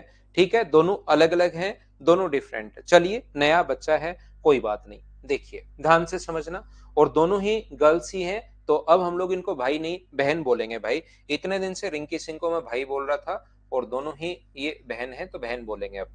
देखिए, मैं आपको क्या बताने की कोशिश कर रहा हूं, ध्यान से समझना आप लोग। अब आपको ये चीज थोड़ी सी कम समझ में आएगी। अभी भी जो पिछली मैंने बताया है, अगर वो याद है आपको, तो अब आपको थोड़ा सा कम समझ में आएगा, अगर पूरा ध्यान आप लोग बोर्ड पर नहीं रखोगे तो। ये अपने पास कोई भी ट्रायंगल है ए बी सी, इसके सामने वाली जो साइड है अपने पास, किसी भी वर्टेक्स से सामने वाली साइड पर 90 डिग्री का कोण बनाने वाली लाइन एल्टीट्यूड, किसी भी वर्टेक्स से सामने वाली साइड पर 90 डिग्री का कोण बनाने वाली लाइन एल्टीट्यूड, और किसी भी वर्टेक्स से सामने वाली साइड पर 90 डिग्री का कोण बनाने वाली लाइन एल्टीट्यूड, और एक ट्रायंगल के तीनों एल्टीट्यूड्स जिस पॉइंट पर इंटरसेक्ट करते हैं उसको बोलते हैं ऑर्थो सेंटर। इतनी बात मुझे बताइए, क्या सब लोग जानते हो क्या? बताओ मुझे। हाँ, ये मेरी गलती थी, रिंकी सिंह और रिंकी का मैंने नाम नहीं पढ़ा, मेरी गलती, मेरी गलती भी। हाँ और ना बताइए, क्या सब लोग समझ पाए हो क्या? बताओ मुझे। तो यहां पर ये देखिए, ध्यान से सुनना, ध्यान से सुनना और ध्यान से सुनना। एक क्वाड्रिलेटरल के, एक चतुर्भुज के चारों कोणों का जो योग होता है वो कितने डिग्री होता है? 360 डिग्री। ये वाला एंगल अगर 90 डिग्री है और ये वाला एंगल अगर 90 डिग्री है, इन दोनों का सम अगर अपने पास 180 है, तो बचा हुआ दोनों का सम भी अपने पास कितने डिग्री होगा? 180 डिग्री। और इनका सम अगर 180 डिग्री होगा तो बाहर से हम लोग एक सर्किल ड्रॉ कर सकते हैं जो इसके चारों वर्टिसेस को टच करेगा। ये इस प्रकार से हम लोग एक सर्किल ड्रॉ कर सकते हैं। बोलिए, सब लोग समझ पाए हो क्या? हाँ और ना बताना। और ये कोण अगर अपने पास, एक बार मैं समझाता हूं, ये कोण अगर थीटा अपने पास है, ये वाला जो कोण है वो अगर अपने पास थीटा है, तो अभी बताकर आया हूं मैं पिछले पेज पर, ये वाला कोण और ये वाला कोण दोनों इक्वल होते हैं। वो अगर थीटा मानते हो तो थीटा होगा, 90 माइनस ए मानते हो तो 90 माइनस ए होगा, जो भी मानना चाहो। ये कोण थीटा है तो इधर वाला कोण भी थीटा होगा। बोलिए, सर्किल हम लोगों ने कैसे प्रूव कर दिया? क्या आप लोग समझ पाए हो क्या? ना ना, संजीव शर्मा अपने फर्स्ट रैंक नहीं आई भी, अपनी थर्ड रैंक, फोर्थ रैंक, यही रैंक आई है, अपनी फर्स्ट कभी नहीं आई।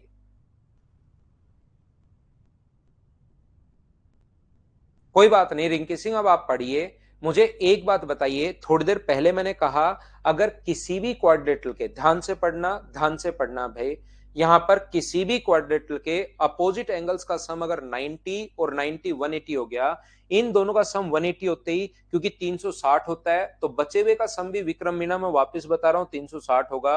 और 360 होते ही ध्यान रखना कि अपने पास यहां से हम लोग एक सर्किल ड्रॉ कर सकते हैं। ये आप लोगों को याद रखना है। किसी भी क्वाड्रेटल के अगर अपने पास अपोजिट एंगल्स का सम 180 है, और 180 क्यों है, क्योंकि ये कोण 90 डिग्री, ये 90 डिग्री, 180, चारों का सम होता है 360, दो का सम अगर 180 है तो बचे हुए दो का सम भी कितना होगा, अपने पास 180 होगा। और 180 होते ही याद रखना आप लोग बाहर से सर्किल इसके ड्रॉ कर सकते हो जो इसके चारों वर्टिसेज को टच करेगा। ये चीज साइक्लिक क्वाड्रेटल से आती है, सर्किल से आती है, इसको याद रखना। यहां पर सर्किल ही तो बता रहा हूं संदीप कि सर्किल हम लोग अपोजिट का 180 होते ही सर्किल हम लोग ड्रॉ कर सकते हैं।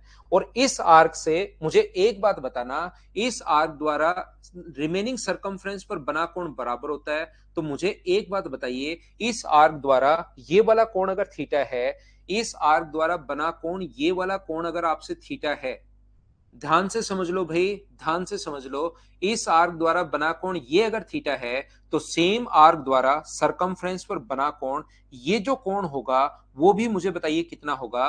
तो आप बोलोगे सर ये वाला कोण भी अपने पास थीटा होगा। एक ही चाप द्वारा शेष परिधि पर बने कोण बराबर होते हैं। दो पॉइंट मैं थोड़ी देर पहले बता कर आया हूं कि एक तो ये बता कर आया हूं कि अपोजिट एंगल्स का सम 180 डिग्री होते ही सर्किल खींच सकते हो, और दूसरा अभी भी मैंने बताया था, प्रूव अभी तक किया नहीं है, इस सर्किल में मैं प्रूव करूंगा, एक ही चाप द्वारा शेष परिधि पर बने कोण बराबर होते हैं। ये चीजें तो भाई अभी दोनों पॉइंट आप लोगों को रटने पड़ेंगे, इसको याद रखना पड़ेगा। बोलिए ठीक है क्या?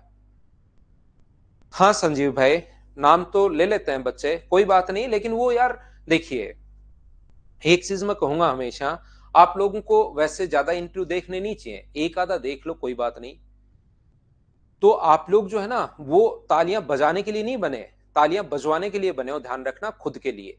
तो आप लोगों को करना क्या है, जैसा आप लोगों को सचिन साहब की कहानी, तेंदुलकर साहब की कहानी पता होगी कि तेंदुलकर साहब एक दिन खड़े खड़े किसी बैट्समैन ने बढ़िया शॉट खेला तो तालियां बजा रहे थे। उनके जो गुरु थे आचरेकर साहब, उन्होंने थप्पड़ मारा उनको कि यार आप तालियां बजाने के लिए नहीं, बजवाने के लिए बने हो, खुद इस टाइप के खेलो, खुद मेहनत करो। और सचिन साहब का नाम आप आज जानते होंगे, कितना बड़ा नाम है क्रिकेट में। तो ध्यान रखिए आप लोग, जैसे ना इंटरव्यू ज्यादा मत देखा करो, एक आधा देख लिया, बात खत्म हो गई, उसने किसका नाम लिया किसका नहीं लिया क्या फर्क पड़ता है। तो आप लोग जो है ना, वो तो सिलेक्शन उन्होंने ले लिया, उन्होंने बहुत मेहनत की, उन बच्चों ने सिलेक्शन, इस पोस्ट पर आना, इंटरव्यू पोस्ट निकालना और उसके बाद उनका रैंक आना, बहुत अच्छी मेहनत उन बच्चों ने की होगी। लेकिन जो पढ़ने वाला बच्चा ना, वो पूरे दिन इंटरव्यू के लिए मत लगे रहा करो, एक आधी चीज आप लोग देख लिया करो और वहीं पर आप लोग बात खत्म किया करो, खुद अपनी पढ़ाई पर लगे रहो। और ये सोचो कि एक दिन मैं इंटरव्यू देने वाला बनूंगा, एक दिन मैं भी इस टाइप से इंटरव्यू दूंगा, खुद से ये वादा करो, ठीक है ना? खुद से ये वादा कीजिए, दूसरे से नहीं, कि आप खुद से ये बोलो कि अपने पास यहां पर इंटरव्यू देने वाले बनिए आप। सेवा सिंगल, मैं फिर समझा रहा हूं, देखिए दो चीजें तो आपको याद करनी पड़ेंगी, समझ में नहीं आया तो कोई बात नहीं, मैं रटवाऊंगा इसको। ऐसा ये थोड़ा सा अपने पास इसका आज तक एक ही क्वेश्चन आया इस पर बेस्ड, नहीं समझ में आया, थोड़ा सा इंपॉर्टेंट, इंपॉर्टेंट तो नहीं कह सकते, थोड़ा एक लेवल से ऊपर की चीजें हैं, नहीं समझ में आया बाद में मैं रटवा दूंगा, सिर्फ आप उसको याद कर लेना। अभी जो मैं बोल रहा हूं उसको आप लोग देखते चलो, समझ में आया ठीक, नहीं आया तो उसको याद कर लेना, क्योंकि मैं तीसरी बार रिपीट कर रहा हूं। फिर नहीं समझ में आया तो कौन सा, हम लोगों को इसमें ऐसा तो है नहीं कि यही आएगा, उसका जो पॉइंट आएगा उसको मैं आपको रटवा दूंगा कि याद कर लो भाई। यहां पर मैं ये बताने की कोशिश कर रहा हूं, यदि किसी भी क्वाड्रेटल के, चौथी पांचवी छठी बार बता रहा हूं, ये दो चीजें रटनी पड़ेंगी। अपोजिट एंगल्स का सम 180 डिग्री अगर हो गया है, अपोजिट एंगल्स का सम 180 डिग्री अगर हो गया है तो याद रखना बाहर से सर्किल हम लोग खींच सकते हैं। पहला पॉइंट, इन दोनों का ये अपने पास कितने डिग्री है मुझे बताइए, ये वाला कोण अपने पास कितने डिग्री है, तो आप कहोगे सर 90 डिग्री, क्यों है, क्योंकि एल्टीट्यूड डाला। और ये वाला कोण कितने डिग्री है, तो आप कहोगे सर 90 डिग्री, क्यों है, क्योंकि एल्टीट्यूड डाला।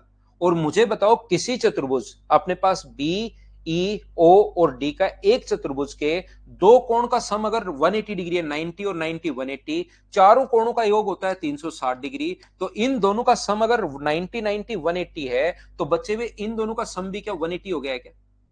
इस वाले एंगल का और इस वाले एंगल का सम कितने डिग्री हो गया है, 180 डिग्री हो गया है। और जैसे ही अपने पास 180 डिग्री होगा, जैसे ही अपने पास 180 डिग्री होगा तो याद रखना अपने पास बाहर से सर्किल ड्रॉ कर सकते हैं, मतलब इनको चारों वर्टिसेस को टच करते हुए एक बाहर से आप लोग सर्किल ड्रॉ कर सकते हो। मतलब ये समझाने की आपको कोशिश कर रहा हूं, बोलिए बिल्कुल ठीक है क्या? पहला पॉइंट ये मैंने बात बताई कि अपोजिट एंगल, और अपोजिट एंगल का सम 180 क्यों? क्योंकि 90 और 90 180 है, 180 होते ही इनका सम भी, बचे हुए का सम भी 180। क्या अब की बार तो आप लोग समझ पाए हो क्या? ये टोटल ऐसे चार सर्किल बनेंगे, लेकिन मैं दो ही बनाऊंगा आपको समझाने के लिए। तो मैं ये बताने की कोशिश कर रहा हूं कि इस आर्क द्वारा सरकमफ्रेंस पर बना कोण ये अगर थीटा है, इस आर्क द्वारा सरकमफ्रेंस पर बना कोण, ये कोण अगर थीटा है, ये वाला कोण अगर थीटा है, ये वाला कोण अगर थीटा है यहां पर, तो इस आर्क द्वारा सरकमफ्रेंस पर बना कोण ये भी अपने पास थीटा होगा। सिर्फ ग्रीन वाला सर्किल आप लोग देखिए, और ग्रीन वाला सर्किल अगर देखोगे तो ये कोण भी अपने पास थीटा होगा, याद रखना। और सर ये दोनों कोण बराबर क्यों है, थीटा और थीटा बराबर क्यों है? ऐसा मैं पिछली पॉइंट में आपको समझा कर आया हूं। मैंने यहां पर शुरुआत ही इससे की। मुझे एक बात बताइए आप लोग कि यहां पर ये वाला जो पॉइंट अगर ए है, ये वाला 90 है, 90 ए, तो तीसरा कोण ये कितना बचा? तो ये अपने पास बचा 90 माइनस एंगल ए। ये अपने पास 90, ये ए, तो त्रिभुज के दो कोण अगर दिए हुए हैं तो त्रिभुज का तीसरा कोण निकाल सकते हो क्या? 90 माइनस है, ये तो दोनों बराबर हैं, तो इसको भी मैं एक बार थीटा मान रहा हूं और इसको भी मैं एक बार थीटा मान रहा हूं। इसे दोनों बराबर हैं, तो सिर्फ मुझे ये बताना है कि दोनों कोण इक्वल हैं, तो मैं थीटा मान रहा हूं इस प्रकार से।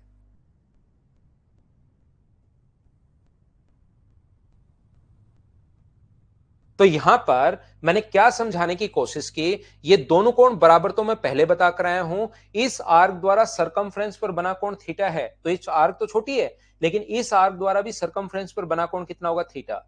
इस आर्क द्वारा सरकमफ्रेंस पर बना कोण थीटा है, तो इस आर्क द्वारा भी सरकमफ्रेंस पर बना कोण कितना होगा? थीटा। इस डायग्राम को जितना देखोगे उतना कंफ्यूज होगे। दो सर्किल ऐसे और बनते हैं, वो मैं आपको समझाने की कोशिश कर नहीं रहा हूं। मैं तो 4 नंबर पॉइंट सिर्फ और सिर्फ इतना ही बता रहा हूं।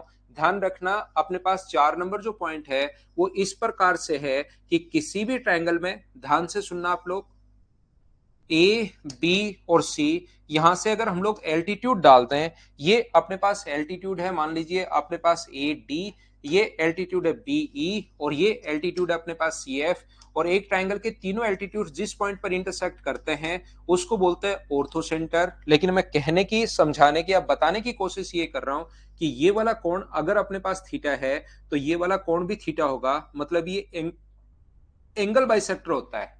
सेम इसी टाइप से हम लोग प्रूव कर सकते हैं कि ये वाला कोण अगर x है तो ये भी अपने पास x होगा, और ये वाला कोण अगर y है तो ये भी अपने पास y होगा। और मुझे बताइए क्या अपने पास एंगल बाइसेक्टर जहां पर मिलते हैं उसको क्या बोलते हैं हम लोग? इन सेंटर बोलते हैं।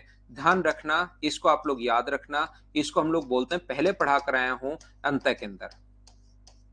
तो जो ट्रायंगल ए बी सी के लिए, ध्यान से सुनना, जो ट्रायंगल ए बी सी के लिए ऑर्थो सेंटर है वही ट्रायंगल डी ई एफ के लिए इन सेंटर है। मैं सिर्फ और सिर्फ इतनी सी बात आपको रटवाना चाह रहा हूं, सिर्फ इतना सा मेरा लालच है, ये आपको इतना बड़ा पढ़ाने का। ये जो पॉइंट मैंने पहले पढ़ाया है ये एंगल बाइसेक्टर बन जाता है, और एंगल बाइसेक्टर जहां पर बनते हैं उसको हम लोग इन सेंटर बोलते हैं।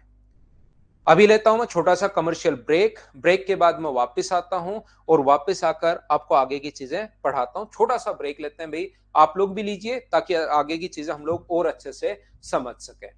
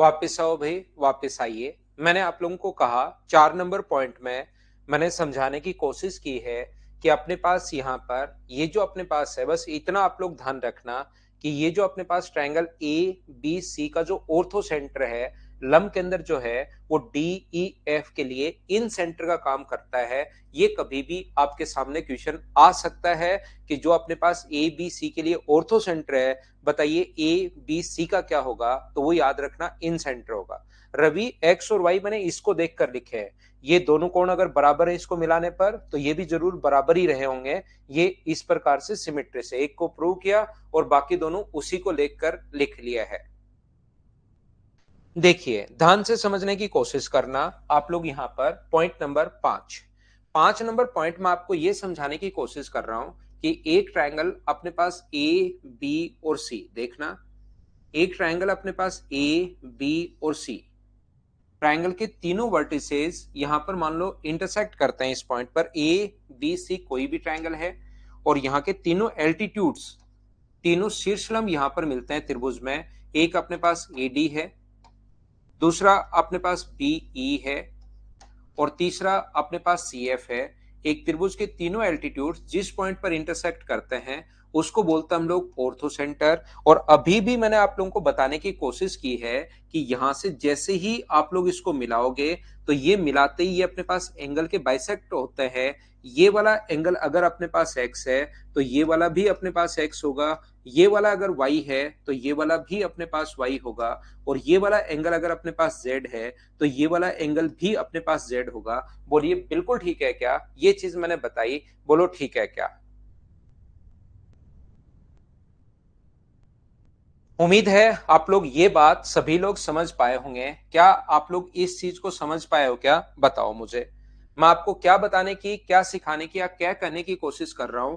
एक ट्रायंगल अपने पास ए बी और सी, इस वर्टेक्स से सामने वाले साइड पर 90 डिग्री का कोण बनाने वाली लाइन ऑर्थो सेंटर है और एल्टीट्यूड है अपने पास, ये एल्टीट्यूड है ए डी, ये एल्टीट्यूड अपने पास बीई और ये एल्टीट्यूड अपने पास सी एफ। एक ट्रायंगल के तीनों एल्टीट्यूड जिस पॉइंट पर इंटरसेक्ट करते हैं उसको बोलते हैं हम लोग ऑर्थो सेंटर, यानी कि अपने पास लंब के अंदर। और इनको मिलाने पर ये जो अपने पास है यहां पर और यहां पर, इनको मिलाने पर जिस पॉइंट पर इंटरसेक्ट करते हैं, ये देखिए ये अपने पास x है तो ये अपने पास x है, ये अपने पास y है, ये अपने पास y है, ये अपने पास z है, ये अपने पास z है। बोलिए बिल्कुल ठीक है। इतनी बात अब तो समझ पाए हो क्या? बताओ कितनी बार बोल चुका हूं मैं? यहां पर मुझे एक बात बताओ सब लोग देखकर, क्या डी ई एफ के लिए जो ए होता है वो याद रखना, ओ तो जो है ना वो डी ई एफ के लिए इन सेंटर है, और जो ए है वो पॉइंट नंबर 5 ये है कि ए जो है वो डी ई एफ के लिए एक्स सेंटर का काम करता है। साथ ही ये चीज भी आप लोग ध्यान रखना, बहिर केंद्र का काम करता है। ये बात आप लोग ध्यान रखना, इसको आप लोग याद रखना। ट्रायंगल डी ई एफ के लिए ए जो होगा वो एक्स सेंटर का काम करेगा। ये जो अपने पास डी ई एफ के लिए एक्स सेंटर 3 होते हैं, बी जो पॉइंट है वो किसका काम करेगा? एक्स सेंटर का काम करेगा, बहिर केंद्र का काम करता है। ये चीज आप लोगों को पता होना चाहिए, इस चीज को आप लोग ध्यान रखना। सी जो है उसके एक्स सेंटर का काम करेगा, बहिर केंद्र का काम करेगा। ये बात आप लोग ध्यान रखना, इस चीज को आप लोग याद रखना। सिर्फ और सिर्फ मैं आपको ये बताने की कोशिश कर रहा हूं, ये याद करना है, ये आपको रटना है। अब कोई बच्चा अगर समझना चाहे, देखिए मैं पहले तो कहूंगा इनको याद कर लीजिए, इनको रट लीजिए। फिर भी अगर कोई बच्चा चाहता है कि सर मैं समझना चाह रहा हूं ऐसा क्यों होता है, तो उसको मैं आप लोगों को बता देता हूं। हाँ, पैरेलल ट्रायंगल संदीप यही है। मुझे एक बात बताइए, सब लोग ध्यान से समझने की कोशिश करना, और मुझे एक बात बताइए, क्या अपने पास इसको आगे अगर मैं बढ़ा दूं, ध्यान से सुनना, इसको अगर मैं आगे बढ़ा दूं, ये पॉइंट एफ है, और इसको अगर मैं आगे बढ़ा देता हूं तो ये कोण अपने पास यहां पर 90 डिग्री अगर है, ये कोण अपने पास 90 डिग्री है, तो ये कोण भी 90 डिग्री होगा। बोलिए बिल्कुल ठीक है क्या? तो यहां पर और ऐसे ही वर्टिकली अपोजिट एंगल बराबर होते हैं। इसको अगर मैं आगे बढ़ा दूं इस प्रकार से, तो ये वाला एंगल अगर x है, ये वाला एंगल अगर x है यहां पर, तो ये वाला एंगल भी कितना होगा? तो आप बोलोगे सर x होगा। बोलिए ठीक है क्या? मुझे एक बात बताइए, ये कोण पहले से 90 डिग्री है, ये कोण पहले से 90 डिग्री है, ये कोण भी अपने पास 90 डिग्री है, 90 डिग्री और 90 डिग्री, ये कोण भी अपने पास 90 डिग्री है। वर्टिकली अपोजिट एंगल बराबर होते हैं। ये एंगल अगर अपने पास x है तो ये वाला भी x होगा। क्या बात समझ पाए हो क्या? हाँ ना बोलते रहो भाई। तो देखिए, पूरा कोण अपने पास 90 था, कंप्लीट एंगल अपने पास 90 था, और ये वाला अगर x है तो ये ऊपर वाला एंगल कितना बचा? तो आप कहोगे सर 90 माइनस x बचा। पूरा कोण 90 है, ये वाला अगर x है, ये बाहर वाला 90 था कंप्लीट, ये अगर x है तो ये वाला कितना होगा? 90 माइनस एक्स होगा। इसका मतलब ये भी 90 माइनस एक्स, ये भी 90 माइनस एक्स, तो ये एक्सटीरियर एंगल बाइसेक्टर हो गया है क्या? आप कहोगे सर बिल्कुल जरूर, ये जो लाइन ऐसे हिलती हिलती जा रही है ये एक्सटीरियर एंगल बाइसेक्टर होगा, बाह्य कोण समद्विभाजक होगा। इस ट्रायंगल डी ई एफ के लिए आगे बढ़ाने पर ये एक्सटीरियर एंगल है, और exterior angle bisector 90 minus x, 90 minus x, इसलिए ये बाह्य कोण समद्विभाजक होगा। मैं एक बार फिर समझाने की कोशिश करता हूं, हो सकता है कोई बच्चा कम समझ पाया हो, नहीं समझ पाया हो, कहीं कोई प्रॉब्लम नहीं है। मैं मेरी तरफ से पूरी कोशिश करूंगा आपको समझाने की।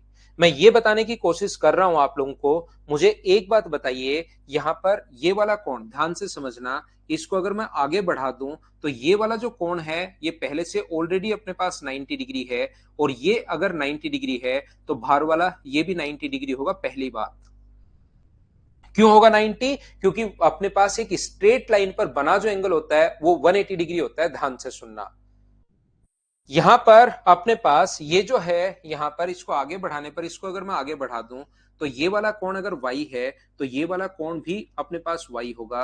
और मुझे एक बात बताइए, ये वाला कोण अगर y है, ये पूरा 90 है, तो ये वाला एंगल कितना बच गया? तो ये वाला एंगल अपने पास बच गया है 90 माइनस वाई। ये लीजिए, ये पूरा कोण अपने पास 90 है, बाहर वाला अगर y है अपने पास तो ये वाला कोण कितना बच गया? तो ये अपने पास बच गया 90 माइनस वाई। ये भी अपने पास 90 माइनस वाई है, और ये भी अपने पास 90 माइनस वाई है। 90 माइनस वाई, 90 माइनस वाई, क्योंकि y है पूरा 90, तो 90 में से y घटा दोगे तो मुझे बताओ ये जो लाइन जा रही है यहां से इस प्रकार से, कि एक्सटीरियर एंगल बाइसेक्टर है क्या? Only triangle D E F की अगर मैं बात करूं तो आगे बढ़ाने पर ये बाह्य कोण एक्सटीरियर, और 90 minus y, 90 minus y, exterior angle bisector जिस पॉइंट पर इंटरसेक्ट करते हैं उसको बोलते हैं हम लोग एक्स सेंटर।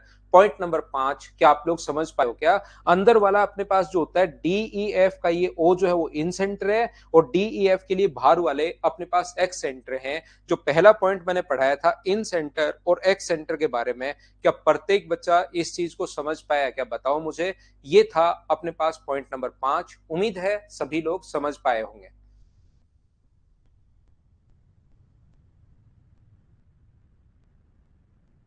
ये रिपीट कर देता हूं हितेश आपके लिए। ओ जो है वो डीई एफ के लिए जो इन सेंटर है, ऐसे डीई एफ के लिए ए एक्स सेंटर होगा, बहिर्केंद्र होगा। ये चीज भाई आप लोगों को याद करनी है।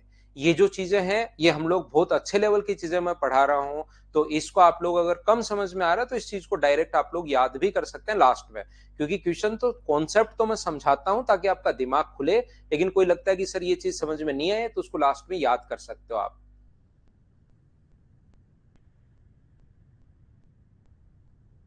शिवा भाई, इंटरव्यू देने वाले बनो, मेरा नाम तो लो नहीं लो कोई फर्क नहीं पड़ता। जब तक देखिए कोई बच्चा नाम ले नहीं ले कोई फर्क नहीं पड़ता, अगर मैं मेरा काम ईमानदारी से करूंगा, जो मुझे पर्सनली लगता है सही बात मैं आप लोगों को बताता हूं। जब से मैंने पढ़ाना शुरू किया है मेरे पास आज तक स्टूडेंट्स की कभी कमी नहीं रही। जब जिस दिन से मैंने पढ़ाना शुरू किया फर्स्ट डे से, क्योंकि मुझे लगता है आज मुझे प्रॉब्लम नहीं है कि स्टूडेंट कहां से आएगा। रियल में एक स्टूडेंट को भी प्रॉब्लम है कि वो कहां से पढ़े ताकि उसका टाइम खराब नहीं हो जाए। पैसे की बहुत सारे स्टूडेंट्स ऐसे हैं जिनको प्रॉब्लम रहती है, और बहुत सारे स्टूडेंट ऐसे भी हैं जिनको पैसे की कोई बहुत बड़ी प्रॉब्लम भी नहीं है, लेकिन उनका टाइम खराब हो जाता है 6 महीने साल भर बाद में उनको समझ में आता है। और यहाँ पर भी ऐसे बहुत सारे स्टूडेंट होंगे जो कहीं पर फंसने के बाद उनको किसी ने बताया और उसके बाद यहाँ पर आए, तो वो ऐसे भी बहुत सारे स्टूडेंट्स होंगे जिनका 3 महीने 4 महीने 5 महीने 6 महीने खराब हो जाता है। तो एक स्टूडेंट को भी आज मेन प्रॉब्लम, क्योंकि इतना कंटेंट है, इतनी चीजें भरी पड़ी हैं कि बच्चे को समझ में नहीं आता कि मैं किससे पढ़ूं, कैसे पढ़ूं, कौन मेरा सिलेक्शन करवा सकता है, कौन ऐसा है जो रियल में जो चीजें आती हैं वो पढ़ा रहा है। तो ऐसे ध्यान रखना यहां पर। ऐसा मुझे मतलब पर्सनली लगता है कि मुझे प्रॉब्लम नहीं है स्टूडेंट्स कहां से आएगा, एक रियल में आज स्टूडेंट को प्रॉब्लम रहती है कि यार मैं कौन से टीचर से पढ़ूं ताकि कंटेंट तो मुझे सही मिल जाए।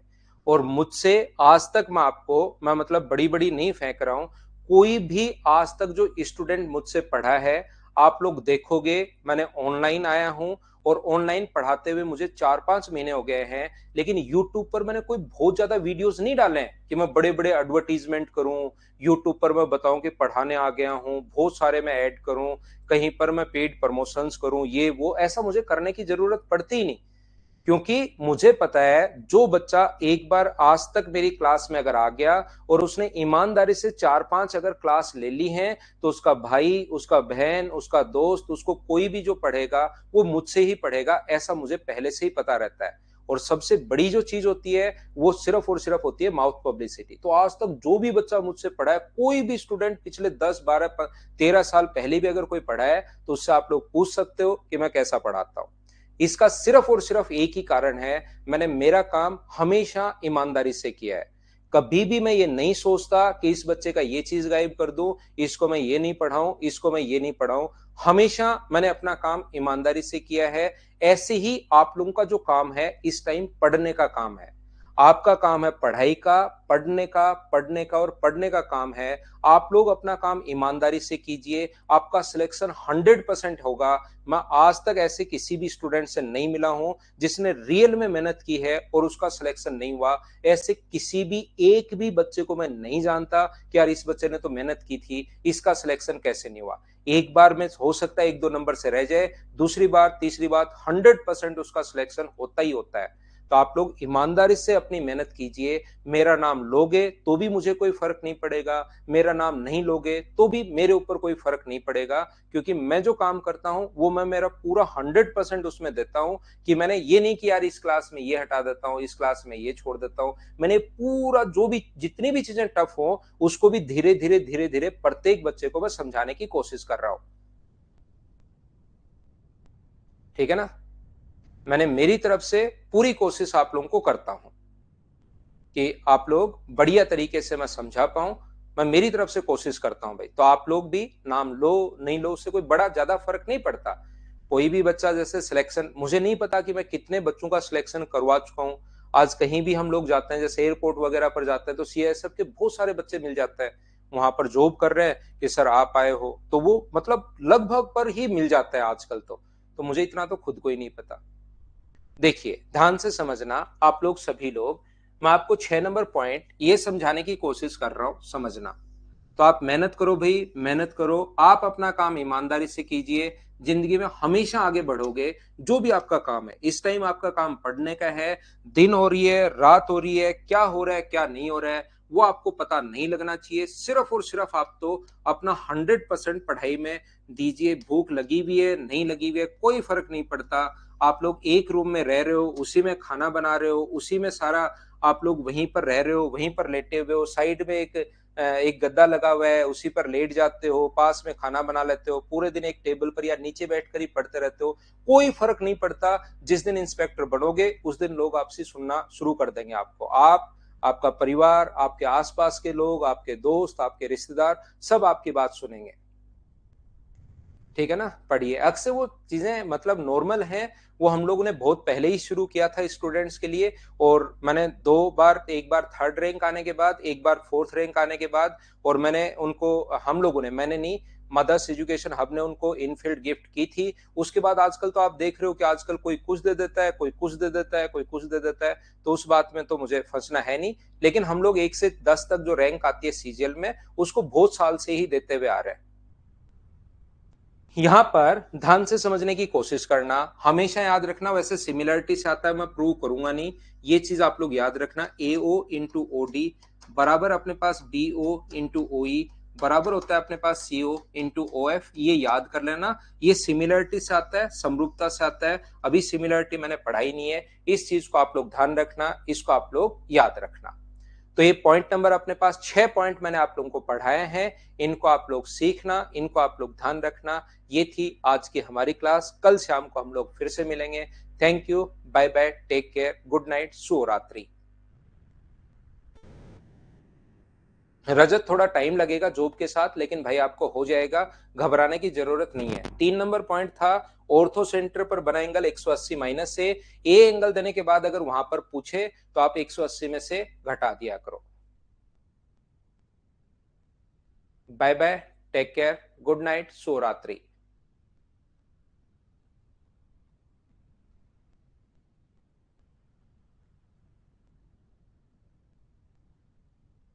मोहनराज, 1 करोड़ 65 लाख कम है क्या भाई? इतना तो बहुत है भाई। इतना आ जाएगा तब तो मैं पढ़ाना ही बंद कर दूंगा। 1 करोड़ 65 लाख मेरे पास आ जाएगा तो बहुत है वो तो।